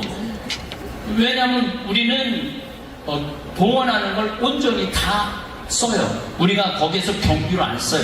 왜냐면 우리 청국장 많이 파는데 비행기표도 우리는 다 우리가 청국장 파는 돈으로 하지 봉헌하는 분들은 1원도 안 건드려요. 온전히 다 우리는 여기 이렇게 다 해줍니다. 지금 120개 팠어요. 이제 30개 더 파야 되는데 계속 들어와요. 보내지 말라고 해도 이렇게 계속 신앙심이 생겨요. 그래서 빨리 이렇게 팝니다. 자, 여기 이제 다 판 거예요. 이제 물이 나와요.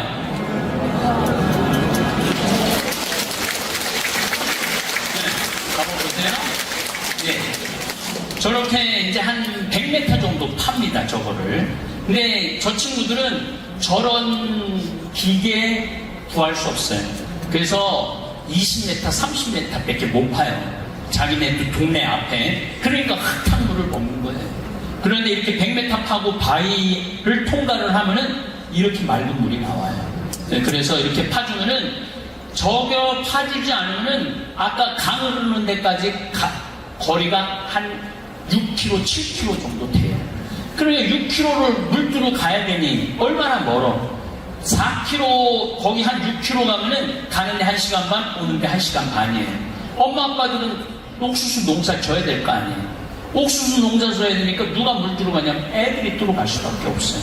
그러니까 애들이 어떻게 학교를 못 가는 거예요. 물을 뜨러 가야 되니까. 그러니까 얘네들은 물 뜨는 게 일이에요. 물이 생명이거든요. 물 뜨러 가는 게. 그래, 제주도는요, 용천수가 나오고, 이게 삼투압이 있고, 용천수가 흐르는, 그래서 여기는 축복의 섬이에요. 지금 용천수가,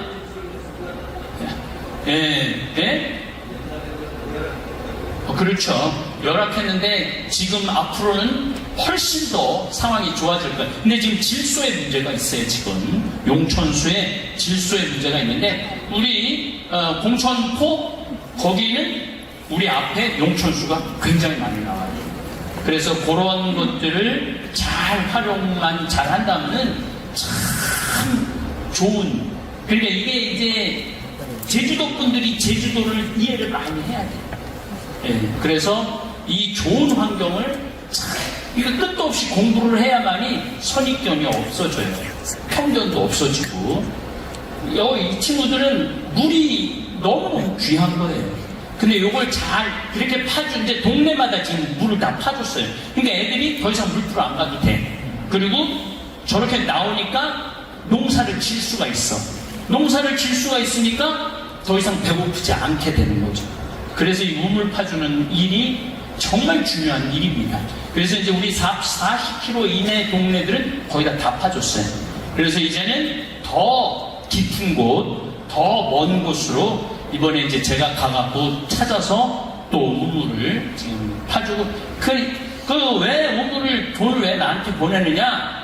가만히 보니까 80년 동안 지지리도 가난하게 살았다는 거예요. 고생, 6.25 전쟁 겪었지. 수많은 걸 겪으면서 그랬는데 이제 먹고 살만하고, 이제 내가 내 삶을 정리하는데 내 삶을 의미 있는 일 하나는 하고 죽고 싶다는 거예요. 그래서 모은 돈을 저한테 보내주는 거예요. 신부님 이거 아이들한테 우물 좀 하나 파주라고. 그래, 이게 울 것 같아서 내가 얘기를 안 하는데 4.3 희생자의 보상금 나온 돈 3천만 원한테 갖고 왔어요. 제주도민이. 그러면서 뭐라고 그러냐면은 5명이 죽었더라고, 한 집에.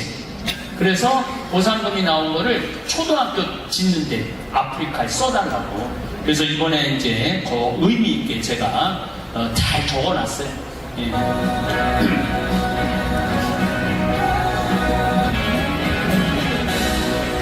이렇게 이제 그 자리에다 공헌한 분들 이름을 다 써드립니다. 예, 소나무 전지하는. 자, 보세요. 제가 잡아봐. 왜 여기다가 소나무를 굉장히 많이 심어놨어요. 앞으로 몇 그루 심는 게 목표냐면 100만 그루 심는 게 목표예요. 100만 그루. 그러면은 100만 그루를 심으면은 우리나라에서는 소나무가 경제림이 되기 위해서는 25년 정도 키워야 돼. 근데 여기는 15년만 키우면 돼요. 15년만 키우면은 바로 경제림으로 쓸 수가 있어요. 왜냐하면 환경이 너무 좋아요. 왜냐하면 겨울이 없잖아. 겨울이 없으니까 계속 자라. 건기에도 자라고 우기에도 자라고 계속 자라. 요게 3년, 4년 된 나무예요. 네. 이렇게 커요. 4년 됐는데. 그럼 이제 5년, 6년째는 점점 더 굵어지죠. 그래서 100만 그루를 심으면 앞으로 15년 후에 얼마의 돈이 나오냐면 1,000억이 나와요. 1,000억이. 언제까지 우리가 도와줘야 돼? 자기네들이 이렇게 키워갖고 스스로 일어나게 해줘야죠. 그래서 제가 지금 이렇게 가지치기를 해주는 거예요. 가지치기 이제 빨리 6월 21일이 왔으면 좋겠어요. 이거 가지치기 작년에 한 거 얼마나 굵어졌는가. 그래서 유칼립투스 나무, 소나무가 가장 경제비물은 좋습니다. 소나무가 아주 잘 자라요. 그래서 이게 이렇게 굵어지면은 여기는 나무로 지을 수 있는 게 너무 많아요. 나무로 할 수 있는 것들이. 그래서 우리가 또 땅이 넓잖아. 여의도 12배니까 얼마나 넓어. 그래서 여기 저는 이제 유튜브 수입이 많이 들어와요. 이제까지 한 10억 들어왔어요. 유튜브 수입이. 그래서 그 10억을 여기다 다 지금 쏟아 넣는 거예요. 여기다 미래를 심는 거니까. 미래를 심어갖고. 그래서 여러분들이 제 강의를 들을 때 앞에 1분 내지 2분의 광고를 보면은 나무를 하나 심는 거예요. 그것도 나무를 하나 심는 거예요. 그래서 한 달에 많이 들어올 때는 한 1,300만원, 1,200만원, 조금 들어올 때는 한 700만원, 800만원 정도 들어와요. 그럼 내가 거기 신부님이, 우리나라 신부님 2분 가 계세요. 저를 도와주는 신부님이 전화해요. 빨리, 거기도 육림 하는 데가 있거든요. 그래서 산림청에 하면은 한 그루 하는데 한 10,000원, 7,000원 정도 해요. 그래서 그렇게 한번 보면은 나무 한 그루 심는 거죠. 예. 이제 이 봉사자들 이 일을 하는 거예요. 그래서 이렇게 심어 놓는 거예요.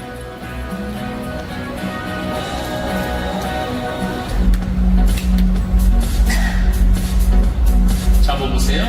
얘네들은 에이즈 걸린 아이들이에요. 에이즈 걸린 아이들인데 이제 대개 부모가 걸리니까 부모는 죽어요. 얘네들 자연스럽게 고아가 되는 거예요. 그 수녀님이 울면서 스님 얘네들 머무를 수 있는데 한 20명 되는데 버려진 애들인데 집을 줘달라고. 이것도 줘야 되는 건가 보다 이것도. 그래갖고 아버님이 돌아가셨을 때 조의금 많이 들어왔어요. 그래서 형제들한테 이거 내가 갖고 간다 그래갖고 싹 걷어갖고 제가 평창으로 갖고 갔어요. 평창으로 갖고 가니까 1억이 좀 넘더라고요. 1억이 넘어갔고 그 돈으로 이 집을 줬어요. 이번에 어머니 돌아가셨는데 또 1억이 좀 넘게 들어왔어요. 싹 걷어갖고 제가 평창으로 갖고 갔어요. 왜냐하면 제가 본당 신부를 할 때 제일 꼴보기 싫은 게 내가 이제 뭐 장례식장에 하러 갔어. 상주가 안 나와. 왜 상주 어디 갔냐? 저 방에 있으면 싸운대. 왜? 조이금 누가 더 갔느냐? 그거 갖고 싸운다는 거예요. 참 어머니 아버지 돌아가셨는데 그렇게 싸우는 모습이 참 보기 안 좋더라고요. 그래서 제가 속으로 결심했어요. 우리 형제들은 그런 일은 없을 거다. 그리고 이제 돈을 싹 하고 봉투는 다시 싹 보내줬어요. 봉투는 다. 이번에도 똑같이. 이번에는 어머니, 제가 처음부터 있어요. 어머니는 거기가 자식이 없는 부모들이 많아요. 혼자 사는 독거노인들이 많아요. 그래서 그분들을 위한 집을 이번에 지으려고 그래요. 뭐 많이는 못해더라도 한 10명 정도 와서 살 수 있는 공간, 최소한의 인권이 보장되는 그런 분들. 이 아이들이 이제는 벌써 진지가 아버님 돌아가신 지 7년 됐으니까 얘네들이 커갖고 나보다 다 더 커졌어. 그 얘네들 싹 다 치료가 돼갖고 또 환경이 좋으니까 영어도 너무너무 잘해.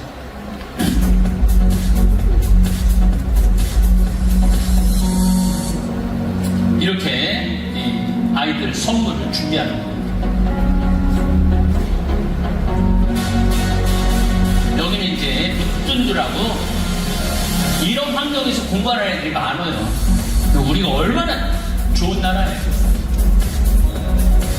잡아보세요. 이제 우리 봉사자들이 한 번에 갈 때 60명이 갑니다. 미국에서 70명 한 번 1차, 한국에서 60명 2차, 한국에서 3차 60명, 4차는 미국, 한국, 호주, 캐나다 이런 데서 또 60명 이렇게 4차에 걸쳐서 봉사자들이 와요. 요즘 봉사자들이 많아요. 지원을 많이 해요. 나도 한번 가보면은 인생이 확 바뀌어요. 그냥 바뀌는 게 아니라 확 바뀌어요. 야, 내가 이렇게 쓸데없는 거에 목을 메고 살았구나. 그런 생각을 많이들 하시더라고요. 근데 이제 오면은 그 아프리카를 가잖아. 유서도 쓰고 가고 막 죽으러 가는 줄 알고 유서도 쓰고 가고 막 별 생각을 다 할 거 아니에요. 그 멀리 떠나는데 아프리카를. 그리고 그냥 알지도 못하는 나라에 가는 거니까. 그런데 오는 사람들이 되게 생각이 많은 사람들이 많이 와요. 근데 내가 자원봉사자는 하는 말이 있어. 첫째, 생각을 하지 말아요. 생각 무슨 생각이야? 60명이 생각을 60명이 다 얘기해봐. 그게 제대로 되겠어요? 그러니까 생각하지 말아라. 두 번째, 의견을 내지 말아라. 이게 60명이 설거지하는 것도 의견을 내면 다 달라. 이렇게 돌려야 된다. 이렇게 돌려야 된다. 앞에서 먼저 닦아야 된다. 뒤에서 먼저 닦아야 된다. 그 60명이 의견을 내면은 어떻게 해? 세 번째, 시키는 대로 하라. 이게 원칙이에요, 원칙. 근데 처음에는 난 원대한 꿈을 가지고 아프리카에 왔는데 생각도 좀 하고 싶고 의견도 내고 싶고 근데 시키는 대로 하면 처음 기분이 나빠. 그런데 딱 이틀 살아보면요 그 말 뜻을 이해를 해요. 아침 6시에 일어나요. 씻고 어쩌고 7시 20분에 가면 밥이 차려져 있어요. 왜냐면 밥은 그 자원봉사자들 잘 못하게 해요. 왜냐면 한번 시켜봤더니 이 사람, 세 사람, 네 사람이 다 다른 사람이 했는데 싸워. 이걸 넣어야 된다, 말아야 된다, 이렇게 썰어야 된다, 저렇게 썰어야 된다. 그래서 안 되겠다. 우리 직원들이 가고 밥을 다 해줘요. 그래서 밥 세끼를 안 해도 돼. 그러면 이제 밥 먹고 나면은 오늘 할 일에 대한 배정을 해줘요. 그럼 9시에 가야 돼. 밥하러. 그럼 소세지, 계란도 삶아야 되고, 토마토도 삶아야 되고, 해야 될 일이 너무너무 많아요. 애들이 11시 반부터 와요. 400명 밥 해주면요, 정신이 하나도 없어요. 그럼 1시 반이면 끝나. 그러면은 잠깐 본부로 와서 있으면은 2시에는 어디로 가야 되냐면 소나무 전지하러 가요. 끝도 없어, 소나무가. 그 전지하면 한 3시간 하면은 팔에 힘 점점 없어져요. 그래서 5시에 와갖고 씻어야 돼. 저녁 먹어야 돼. 저녁 먹으면 7시에 또 미사를 해야 돼. 8시까지. 그럼 8시에 미사를 하고 또 이 인사과에 가갖고 말씀 나누기를 해야 돼. 그럼 10시에 들어가면 자야 돼. 생각할 시간이 어디 있어? 의견 낼 시간이 어디 있어? 시키는 대로 해야지. 짬나면은 뭐를 해야 되느냐면 그 밥 먹고 시간이 남으면 애들 집에 갖고 갈 것을 이거 싸줘야 돼. 바빠요. 생각할 시간 하나도 없어요. 네. 이제 요거 신발 아이들 나눠주는 거. 요것도 다 기증하는 거예요. 기증. 이번에도 기증 또 하신다고 그러더라고요. 서림초등학교, 인천에 있는 초등학교. 네. 체육복에. 도원체육사. 이분도 대신교 신자예요. 대신교 신자고 어마어마하게 봉헌을 하세요. 이번에도 또 봉헌을 많이 하신다고 그러더라고요. 애들 얼마나 이뻐. 깨끗하고. 올해는 요거는 아이들 잡아봐요. 생리대 만드는 거예요. 왜냐면은 여기는 일회용 생리대 꿈도 못 꿔요. 근데 생리를 하기 시작하면은 막 차 닦던 수건 이런 걸로 생리대를 하라고 주는 거야. 그래서 유흥을 우리가 가져다가 생리대를 원래는 한 400장 만들어놨는데 800장 만들었어요. 짬나면 뭐 해야 돼? 생리대 만들어야 돼. 짬나면 생리대 만들어야 돼. 네. 그리고 뜨개질을 해야 돼 또.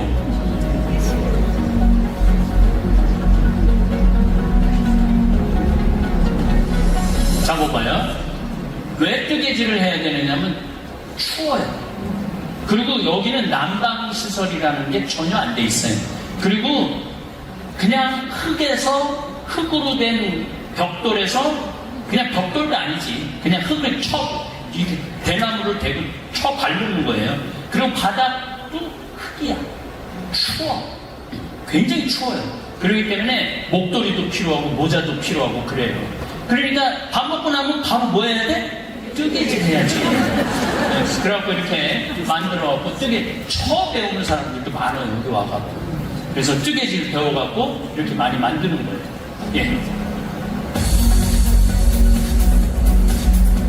예, 이렇게 뜨개질.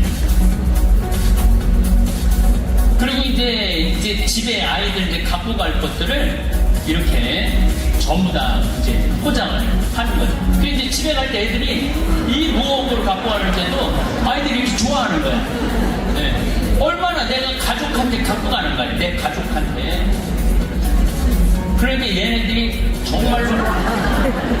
보세요.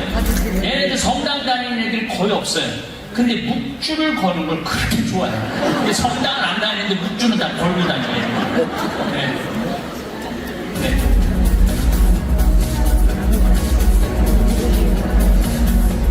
집에 가는 거예요.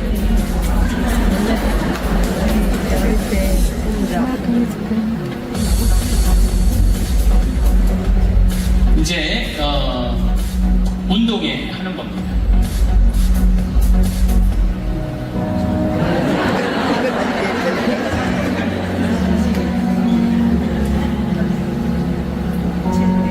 자, 잡아보세요. 이제 대개 여기 오는 분들이 의사들이 많이 와요. 의사들이 많이 오는데 자녀들을 많이 데리고 와요. 자녀들을. 근데 얘네들이 중학교 2학년 아이가 10년 전 얘기예요. 아들인데 아버지 치과 의사고 처음에 날 보는 때 나를 딱 보는 게 흰 눈동자 95% 까만 눈동자 5% 뜨고 나 확 째려보는 거예요. 왜 째려보느냐면은 인터넷도 안 된대지, 텔레비전도 없대지, 물도 없대지, 전기도 없대지. 근데 저놈 때문에 내가 아버지한테 끌려가고 아프리카에 끌려왔다 이거야. 중학교 2학년이니까 얼마나 무서운 학년이에요. 근데 얘가 일주일 지내더니 눈빛이 바뀌더라고요. 2주일 지나더니 매일 게임만 하던 아이인데 2주일 지나더니 또 바뀌었어. 그리고 5년 후에 그 아버지한테 흥분된 소식이 전해져 왔어요. 신부님, 우리 아들이 의대 들어갔어요. 의대 들어갔어요. 나보다 더 좋은 대학에 들어갔어요. 그러는 거예요. 그러니까 우리가 애들 교육도 공부해라. 20년 들어가. 지겹지? 지겹지 않겠어요? 공부해라. 엄마 입에서 나오면 공부해라. 그냥 똑같은 말을 20년 듣는다고 생각을 해요. 지겹잖아요. 아무 말 하지 않고 그냥 아프리카를 데리고 가면 돼. 아프리카를 그냥 데리고 가면 돼. 그러면은 여기 왔다 간 아이들이 대부분 의대를 다 가요. 이 아이가 원래는 이스트 응대를 간 아이예요. 이스트 응대가 줄리어 누구보다 더 좋은 대학이에요. 4년 차학생 바이올린으로. 근데 얘가 여기를 8년째 따라오던 아빠는 안과 의사인데 8년째 따라오던 애인데 이번에 와갖고 신부님 저 의대로 다시 진학을 했어요. 그것도 워낙 똑똑하니까 미국의 콜롬비아 대학의 의대를 진학을 했대요. 또 그 바이올린 그렇게 장학생 신부님 바이올린 애들 반비도 주냐고. 지내보니까 애들한테 필요한 건 의사라고. 그래갖고 또 얘도 의대를 가는 거예요. 그러니까 여러분들 지금 혹시 자녀들 또 손자 손녀들이 흰 눈동자 95% 까만 눈동자 5% 뜨는 애들은 무조건 잠비아를 보내면 돼요. 2주만 보내면 애들 바뀌어요. 조금 이게 심한 애들은 한 달을 보내면 돼요. 한 달을 보내면 완전히 바뀝니다. 그런데 작년 케이스도 그런 케이스가 한 아이가 나하고 한 2년 건 미국에서 자란 아이인데 한국말을 잘 못하는 아이인데 불만이 너무너무 많으네요. 그런데 거기 딱 2주 갔다 오더니 확 바뀐 거예요. 성당 전체가 다 놀래고 쟤 왜 저렇게 됐느냐고. 웃지도 않고 신경질만 부리던 애가 웃고 다정하고 이번에는 대학을 아주 좋은 데를 갔어요. 그런데 CPA라고 회계학과를 갔어요. 너 왜 회계학과를 가냐? 자기가 가보니까 신부님 돈 쓰고 이러는 거 관리해주는 거 거기 영어로 쓰거든요. 그거 해야 될 것 같다는 거예요. 자기가 하겠다고. 근데 애들 자체가 바뀌는 거예요. 뭔가 비전을 제시해주고 비전을 보여주는 게 교육이지. 쓰다없이 공부하라고. 애들이 왜 공부해야 되는지 목적이 없잖아요. 그래서 자녀들을 싸서 보내는 게 이번에도 아이들이 굉장히 많이 갑니다. 이번엔 저희들이 수영장을 보냈어요. 수영장을 보내갖고 이번에 또 수영장을 보니까 학교에서 수영 선수 애들이 지원을 그렇게 많이 했어요. 그래갖고 참 신앙심이 생겨요. 뭘 하면 그냥 다 넘겨. 애들이 피지컬이 좋아요.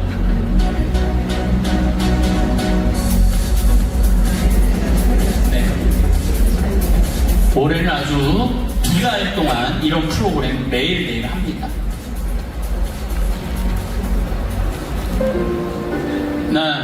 가브리엘, 네, 잡아보세요. 이 친구는 여기 이제 머리가 이제 상처가 났는데 약이 없어. 여기는 약이 없기 때문에 상처가 나면 진물로, 그래갖고 이 진물이 눈에 떨어져갖고 눈이 실명이 되는 거예요. 네, 눈이 실명이 되는데 우리가 치료를 많이 해줬어요. 많이 해줬는데도 방법이 없어요. 그 안과 의사 선생님이, 나는 모르겠는데 안과 의사 선생님 또 보니까 딱 보면 안 되겠다. 그래갖고 치료를 시작했어요. 선생님이 치료를 안 했으면 얘는 3개월 죽었다는 거예요. 그런데 어느 정도 치료를 했는데 눈을 빼야 돼. 완전히 실명이 됐기 때문에 한쪽 눈을 빼야 되는데 눈 빼는 기술이 없는 거예요. 그래갖고 지금 조금 위험하다고 그러더라고요. 그래도 아이가 얼마나 밝은지 몰라요. 아이가 천사야. 그래서 이런 아이들한테 빨리, 그래서 이제 제가 거기다가 의대를 세우고 간호대학을 세우고 농업대학을 세우려고 그러는 것이 적어도 인간적인 최소한의 인간다움을 좀 존중받아야 되지 않느냐. 우리 대한민국은 얼마나 힘든 시기를 보냈어요. 그런데 이렇게 나라가 경제가 발전하고 의술이 발전하고 얼마나 좋아요. 이제는 우리가 나눌 때가 된 거예요. 나눌 때가 됐고, 마침 또 제가 그런 좋은 맨 앞자리에, 그래서 이번에 가는 팀들은 너무너무 신나는 게 평창 군청에서 공무원이 17명이 따라가요. 평창 의료원장님도 따라가고, 그래서 자기네들도 함께 하겠다고. 그래서 이제 제가 요즘은 그동안 쭉 강의를 안 다녔는데 요즘은 시청에서, 서울 구청에서 강의 요청하면은 많이 거절하다가 들어봐갖고 막 간절하면 제가 가요. 왜냐면은 미국, 유럽은 대개 시청이나 그런 게 서로 자매 결연을 맺어갖고 그렇게 지원해줘야지 안정되거든요. 그래야만이 그 시도 의미 있는 시가 되고, 그래서 이제 그런 일들을 지금 많이 추진하고 있습니다.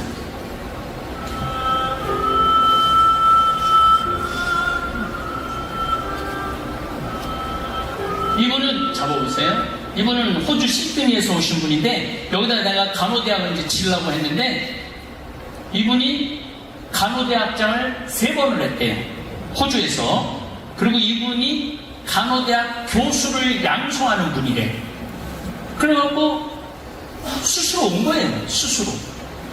그래갖고 신부님 간호대학 짓는 거 제가 또 합장도 할 거고 교수 양성도 하겠다고. 그러고 내가 간호대학을 해야 되겠다? 그럼 딱 보내주는 거예요. 뭐하러 기도를 해? 한번 해볼까? 그럼 다 보내주는데. 까만 하면 되는데 뭐하러 기도를, 간절하게 기도할 필요가 뭐가 있어요. 그래서 아주 이분이 우리 가브리엘을 또 많이 치료를 해줬어요. 이건 정형외과, 안과, 어디가 부러졌는지 뭐 기계가 있어야지. 그래갖고 엑스레이를 이제 보내줘갖고 엑스레이 찍어갖고 이렇게 치료를 해주는 거예요. 아침에 일출 미사입니다. 해가 뜰 때 미사를 봉헌을 해요. 해가 뜰 때. 기가 막혀요. 저 떤 거 이제 미사인지 중에.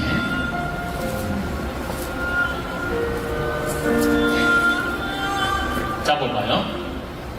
자, 100년을 걸어서 누워도 100년, 누워도 100년이라고 그랬죠?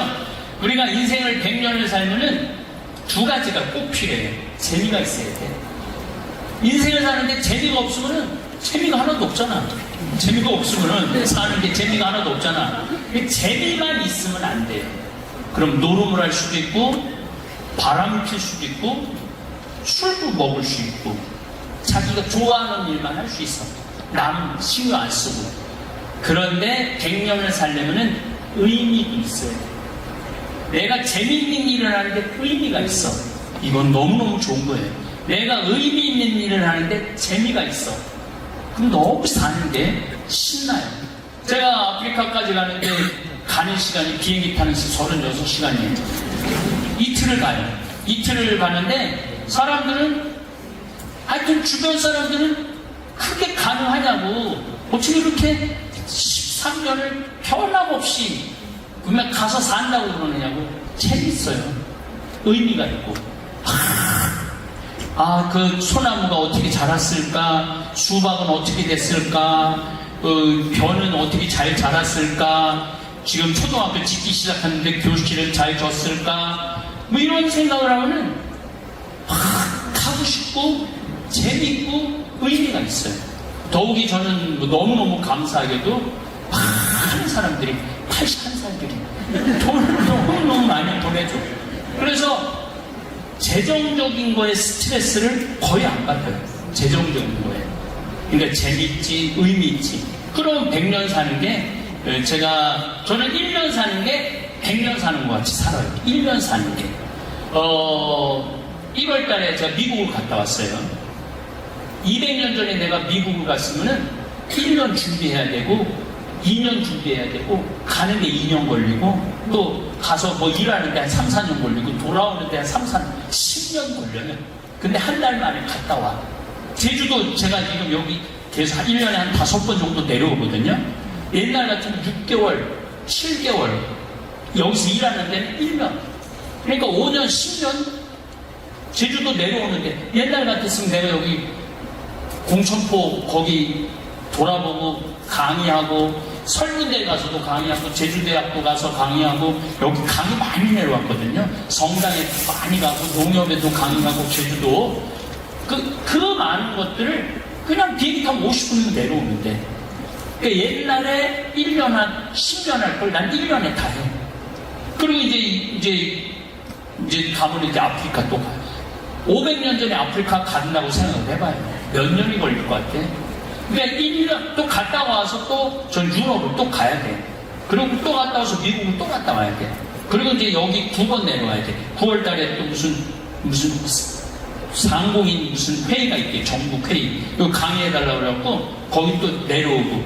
그러니까 1년을 100년 같이 사는 거예요. 제가 나이가 이제 60인데 목표는 87살까지 사는 게 목표예요. 그러면 87, 27년이란 말이야. 그런데 지금같이 산다면 2700년을 더 사는 거예요. 2700년을. 여러분들은 2700년, 1000년 앞으로 더 살게 될 건데 그 1000년을 허송세월로 보는 분이 있을 거고 1년을 100년 같이 살아서 1000년을 더 살 분들도 계세요. 그래서 저는 여러분들이 이제 난 죽을 나이가 됐어. 그냥 죽어. 그러면 1년을 100년 같이 사는 분들이 됐으면 좋겠어요. 감사합니다.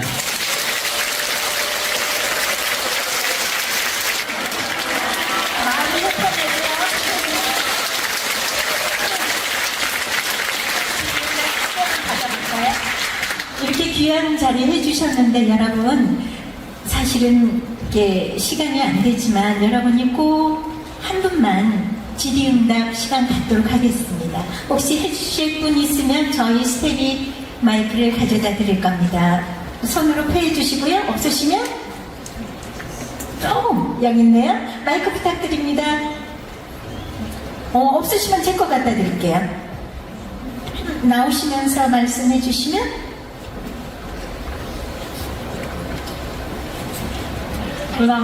네. 안녕하세요. 신부님, 저 오늘 아침에도 신부님 청국장 2숟갈 같이 나눠 먹고 부부입니다. 네, 그래서 이쁘구나. 얼굴이 빛이 나고. 좋은 강연 말씀 우선 너무 감사드리고 이렇게 강연도 보고 그 전에 유튜브도 많이 보긴 했었는데 저도 선주교 신자기도 한데 이렇게 뭐 봉헌을 한다든지 봉사를 한다든지 아니면 뭐 기부하거나 이런 것도 마음이 항상 있기는 하잖아요. 그런데도 물질적인 욕구도 당연히 제가 들 수밖에 없더라고요. 그리고 이제 갓 태어난 아가도 있고 해서 저희가 막 그런 쪽으로 자꾸 제가 물질적인 쪽으로 생각이 기울게 되더라고요. 그래서 이런 영적인 욕구와 물적인 욕구에서의 균형을 어떻게 맞추면서 지내야 될지 신부님 얘기를 들어보고 싶었습니다. 네. 아주 좋은 질문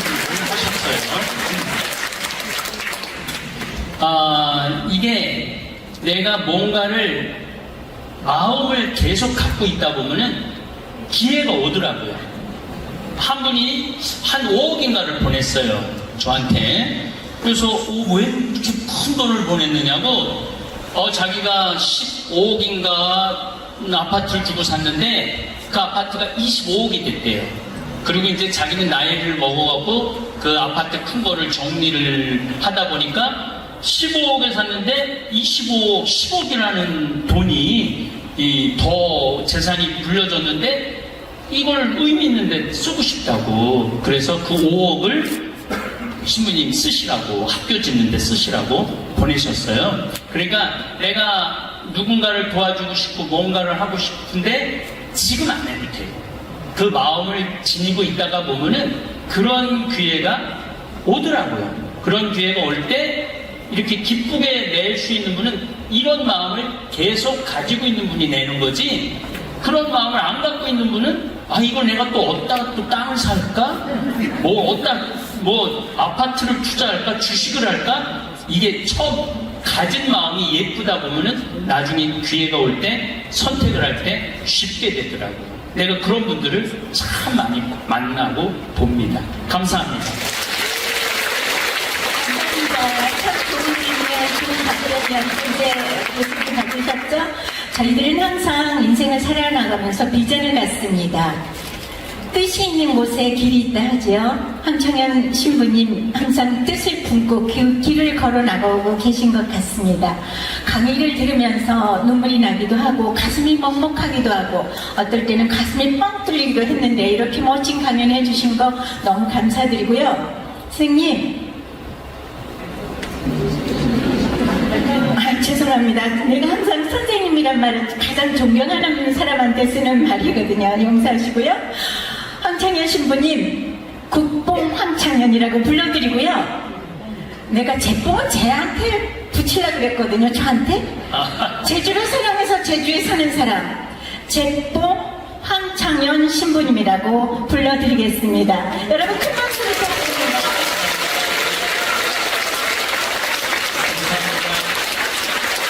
우리 건강하시고 많은 일 많이 해주세요. 자주 볼 거예요.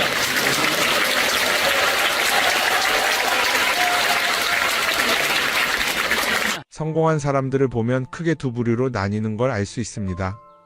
하나는 자신이 성공했다고 여기저기 떠벌리고 다니는 사람들, 그리고 또 하나는 조용히 아무 말 없이 자기 삶을 사는 사람들입니다. 우리는 흔히 성공을 하면 자연스럽게 자랑하고 싶어질 거라고 생각하죠. 좋은 차를 사고 비싼 시계를 차고 SNS에 멋진 사진을 올리고 싶을 겁니다. 왜냐하면 그렇게 하면 남들이 나를 더 인정해 줄 거라고 믿으니까요. 하지만 현실은 그렇지 않습니다. 오히려 진짜 성공한 사람들은 그렇게 행동하지 않습니다. 왜냐하면 보여줄 필요가 없기 때문입니다.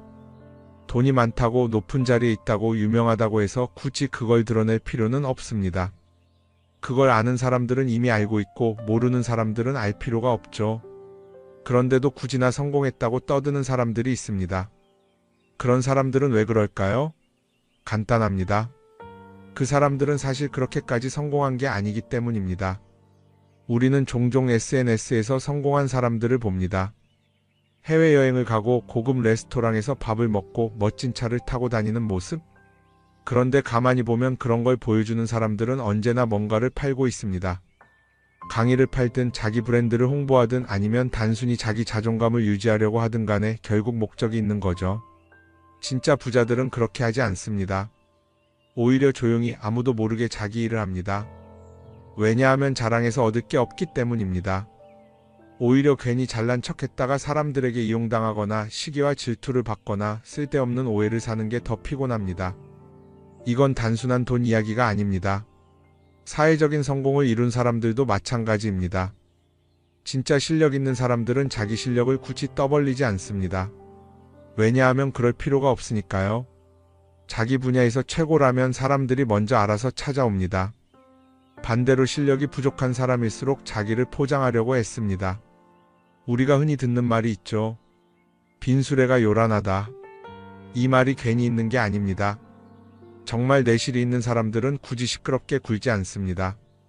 반대로 겉만 번지르르한 사람들은 자기가 얼마나 대단한지 떠들고 다닙니다. 이걸 좀 더 현실적인 예로 들어볼까요? 동창회에 나가면 꼭 이런 사람이 있습니다. 옛날에는 별거 아니었는데 갑자기 잘 됐다고 나타나서 자기가 얼마나 성공했는지 자랑하는 사람. 처음에는 다들 와 대단하다 하고 들어주지만 시간이 지나면 어떨까요? 대부분 속으로 이렇게 생각할 겁니다. 저 사람 뭐 저렇게까지 티를 내? 결국 그런 사람은 점점 멀어지게 됩니다. 반면에 정말 성공한 사람들은 조용합니다. 굳이 자기가 어떻게 살고 있는지 설명하지 않죠. 그런 사람들은 오히려 주변에서 먼저 알아보고 자연스럽게 존경을 받습니다. 그게 진짜 성공입니다. 그럼 우리는 어떻게 해야 할까요? 내가 뭔가를 이루었을 때 굳이 남들에게 알릴 필요가 있을까요? 물론 가까운 사람들에게 좋은 소식을 전하는 건 좋습니다. 하지만 굳이 모든 사람들에게 나 이렇게 잘 살고 있어요 하고 알릴 필요는 없습니다. 그런 행동은 결국 나에게 득이 되지 않습니다. 성공이라는 건 원래 조용한 겁니다. 내가 잘 되고 있으면 주변 사람들이 자연스럽게 알게 됩니다. 굳이 내가 말하지 않아도 내 행동과 태도에서 묻어나오게 되어 있습니다. 그러니 굳이 보여주려고 애쓰지 마세요. 오히려 그게 더 진짜 성공한 사람의 태도입니다. 사람은 사회적 동물이라고 하잖아요. 혼자 살아갈 수 없고 결국 사람과의 관계 속에서 기쁨도 얻고 때로는 상처도 받습니다. 그런데 한 가지 생각해 볼 게 있어요. 우리가 정말 인간관계가 필요해서 맺고 있는 걸까요? 아니면 그냥 그래야 한다고 배워서 어쩔 수 없이 유지하고 있는 걸까요? 어릴 땐 친구 많으면 좋다고 하죠. 사회생활에서도 인맥이 중요하다는 말을 많이 합니다. 그런데 정작 주변을 보면요, 인간관계가 넓은 사람일수록 스트레스를 더 많이 받아요. 전화벨이 울릴 때마다 이번엔 또 무슨 부탁일까 싶고 단체 채팅방에서 메시지가 올 때마다 이걸 또 어떻게 대답해야 하나 고민하죠. 관계가 많아질수록 책임과 피로도 함께 늘어나는 겁니다. 어떤 사람들은 인간관계를 줄이면 외롭지 않겠냐고 해요. 그런데 가만히 생각해보면 진짜 외로움을 느끼는 순간이 언제인지 아세요? 오히려 불필요한 인간관계 속에 있을 때입니다. 같이 밥을 먹고 얘기를 나누는데도 뭔가 허전하고 대화가 컥 돌고 속마음을 나누지도 못할 때, 그럴 때 우리가 더 외롭다고 느끼죠. 그렇다고 당장 인간관계를 다 끊어버릴 순 없겠죠. 하지만 적어도 내가 정말 소중하게 여겨야 할 관계와 그냥 관성적으로 유지하는 관계는 구분할 필요가 있습니다. 예를 들어 매번 나한테 부탁만 하고 정작 내가 어려울 땐 연락 한 번 없는 사람. 내가 실수하면 뒷담화를 하면서 내 앞에서는 웃는 사람.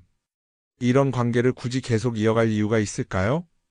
가끔은 이런 경험도 있을 거예요. 우연히 어떤 사람과 친해졌는데 만난 지 얼마 되지도 않았는데 너무 많은 걸 털어놓는 사람들 있죠. 자기 속사정부터 가족 문제, 직장 고민까지 쏟아내는 사람들. 이런 경우 두 가지의 가능성이 큽니다. 하나는 그냥 감정적으로 의존할 사람이 필요해서일 수도 있고 또 하나는 내가 믿을 만한 사람인지 떠보는 걸 수도 있어요. 어떤 경우든 이런 관계는 오래가기 어렵습니다. 사실 친밀함이라는 건 시간이 필요한 법이에요. 적당한 거리를 두고 천천히 서로를 알아가야 하는데 초반부터 급격하게 가까워진 관계는 쉽게 무너지는 경우가 많습니다. 처음엔 친하다고 생각했는데 어느 순간 사소한 일로 틀어지고 결국 남보다 못한 사이가 되는 거죠. 그러면 인간관계를 어떻게 해야 할까요? 답은 간단합니다. 억지로 맺지 말고 굳이 유지하려고도 하지 않는 거예요. 내가 편한 관계라면 자연스럽게 이어질 것이고 그렇지 않다면 서서히 멀어질 겁니다. 그리고 그걸 억지로 붙잡지 않아도 괜찮습니다. 관계를 유지하는데 에너지를 쓰기보다는 정말 소중한 관계에 집중하는 게 더 낫지 않을까요? 어떤 사람은 내가 인간관계를 줄이면 나중에 나 혼자 남는 거 아니냐 걱정하기도 해요. 그런데 생각해보면요, 진짜 나를 위하는 사람은 많지 않아요. 인간관계를 줄인다고 해서 완전히 혼자가 되는 게 아닙니다. 오히려 불필요한 관계를 정리하고 나면 남아있는 관계들이 더 단단해지고 가치 있게 느껴질 겁니다. 예전엔 인맥이 자산이라는 말을 많이 했어요. 그런데 요즘은 꼭 그렇지도 않죠. 오히려 불필요한 인간관계가 많으면 그게 짐이 될 수도 있어요. 적당한 거리, 적당한 선. 이걸 잘 지키는 게 결국엔 가장 편한 인간관계를 유지하는 방법 아닐까요? 한번 곰곰이 생각해 보세요. 지금 내 주변에 있는 사람들 중에서 내가 정말 편하게 만날 수 있는 사람이 몇 명이나 되는지, 내가 억지로 맞춰주고 있는 관계는 없는지. 관계를 줄이면요, 외로워지는 게 아니라 오히려 더 자유로워집니다. 그리고 자유로워진 만큼 내 인생에서 정말 중요한 것에 집중할 수 있게 됩니다. 인간관계 너무 많은 걸 신경 쓰다 보면 정작 중요한 걸 놓칠 수 있어요. 그러니까 이제는 한 번쯤 정리해보는 것도 나쁘지 않을 겁니다. 사람들이 돈을 많이 벌고 싶어 하는 이유가 뭘까요? 단순히 돈이 많으면 좋으니까? 물론 그것도 있겠지만 사실 돈을 원하는 진짜 이유는 더 나은 삶을 살기 위해서겠죠. 그런데 문제는 돈을 많이 번다고 해서 반드시 삶이 나아지는 건 아니라는 겁니다.